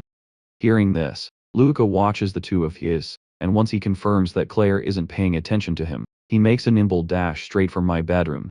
If he doesn't run now, that blade might just get redirected at him next. He still wants his snacks. They immediately deny it. I haven't been. What I get in return is Claire's back as she turns away. The rubbish bag gets changed every day.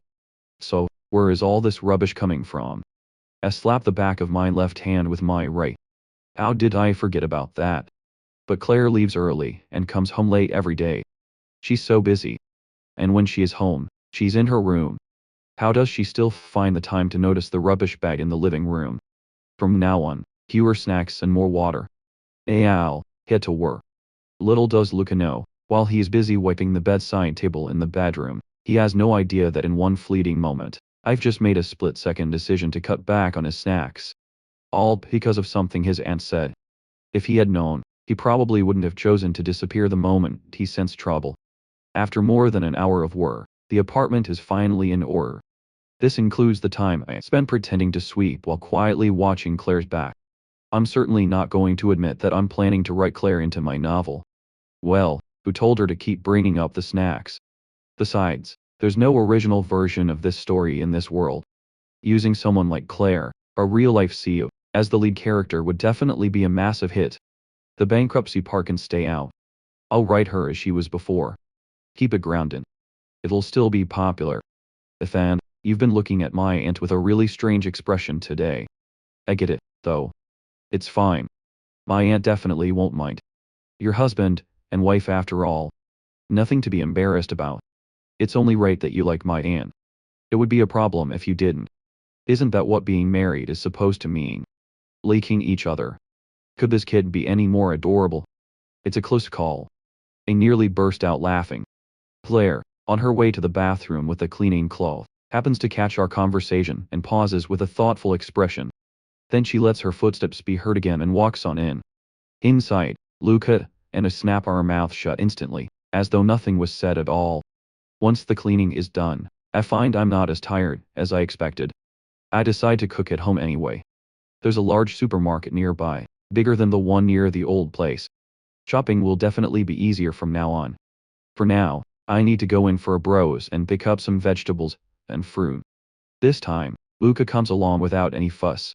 But then Claire says she wants to come, too. I try to stop her. You really don't need to come. I can carry it all back myself. It's my first time going, so I won't be buying much. Just enough for today. I'll be back quickly. You've been working all afternoon. Go rest. If I don't come, how are you going to bring back snacks? Is this joke ever going to end? But I do want to buy snacks. There's nothing I can say to the wealthy heiress. So, I let her come. In the end, I buy quite a lot of things. Simmering quietly. Between the two of us, we carry back 3 large bags. Watching Claire carry shopping bags is a little painful, but who told her to keep commenting on my habits?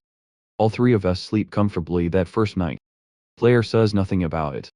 But truth be told, with Luca sleeping next to me, I'm a little uncomfortable, too.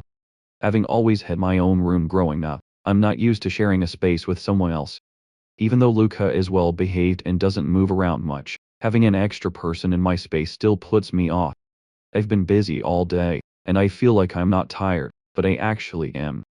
I finish washing up, lay down on the bed, close my eyes, and fall asleep immediately. A full unbroken sleep right through to the following morning. Luca doesn't even need to be mentioned. With a bed all to himself, he can toss and turn however he pleases. Pure bliss. Over the following 2 days, all three of us feel the difference the new place has made. Then one day, Claire asked me to come with her to see that complex she told me about. It's finally on the market. I've been looking forward to this for so long. I'm finally going to have a place of my own in this world. Not that Claire hasn't been good to me. And Luca is genuinely adorable. And even without a clear-cut relationship between us, I do think of them as friends. But I simply don't feel like I belong to this world. Claire is a side character. Ethan was her husband. Luca is her nephew. Everything I have now has nothing to do with who I actually am. I'm nothing more than an outsider who wandered in. But a home changes that. With a home, I'll have a place in this world that is genuinely mine. Even if things with Claire eventually come to nothing, I'll have somewhere to go. I can keep writing, keep working as a freelancer. This would be my foundation, the ground to stand on. Of course, even without it, my writing income is enough to rent a place. It just wouldn't give me the same sense of security. The place Claire takes me to is a little further from our rented apartment. Property prices in the city are rising. There is no shortage of buyers. When we arrived, there is already a considerable crowd outside, but Claire doesn't take me through the crowd. She leads me straight through the staff entrance. She may be a fallen powerhouse, but when she appears, even without calling in any favors, people tend to show a degree of deference. The people here don't just show courtesy, they treat her like a VIP guest of the highest order. Following Claire, I experienced genuine VIP treatment for the first time. In the middle of a sales event this packed, we are taken directly to a private lounge. The decor is impeccably luxurious. The tea the staff serve is the kind I can tell is extraordinarily expensive just from the scent. Even someone like me who knows nothing about tea can tell that this is not cheap. We're just here to look at a property. Is all this really necessary? Do you know the owner here? This development is something Tina put together back then to silence her family. She won't be touching property again after this. Just pick whichever unit you like. Pay the going rate, nothing more. Even if she developed it, coming in this way feels like taking advantage. Is that really all right? If it were Claire buying for herself, that would be one thing, but this is going into my name. Using privilege for my own benefit feels off. Besides, Tina has made it quite clear she doesn't particularly like me. The last time she came by, the way she looked at me at first, cold and dismissive, I saw it perfectly clearly. You'll pay the full price. She is just letting you have the pick of the units. They'll make their money either way. There's no difference to her. These three buildings have the best layouts and the best positions. Leave out the bottom 6 floors, and the top 6, and choose whichever unit you like from what's left. Which one appeals to you? Alright, I'll stop overthinking it. She says to pick, so we'll pick. I figure I can always buy another unit later if needed, and then start looking at the floor plans properly. I may be an interior designer, but I know a thing or two about architecture, and these 3 buildings really are impressive.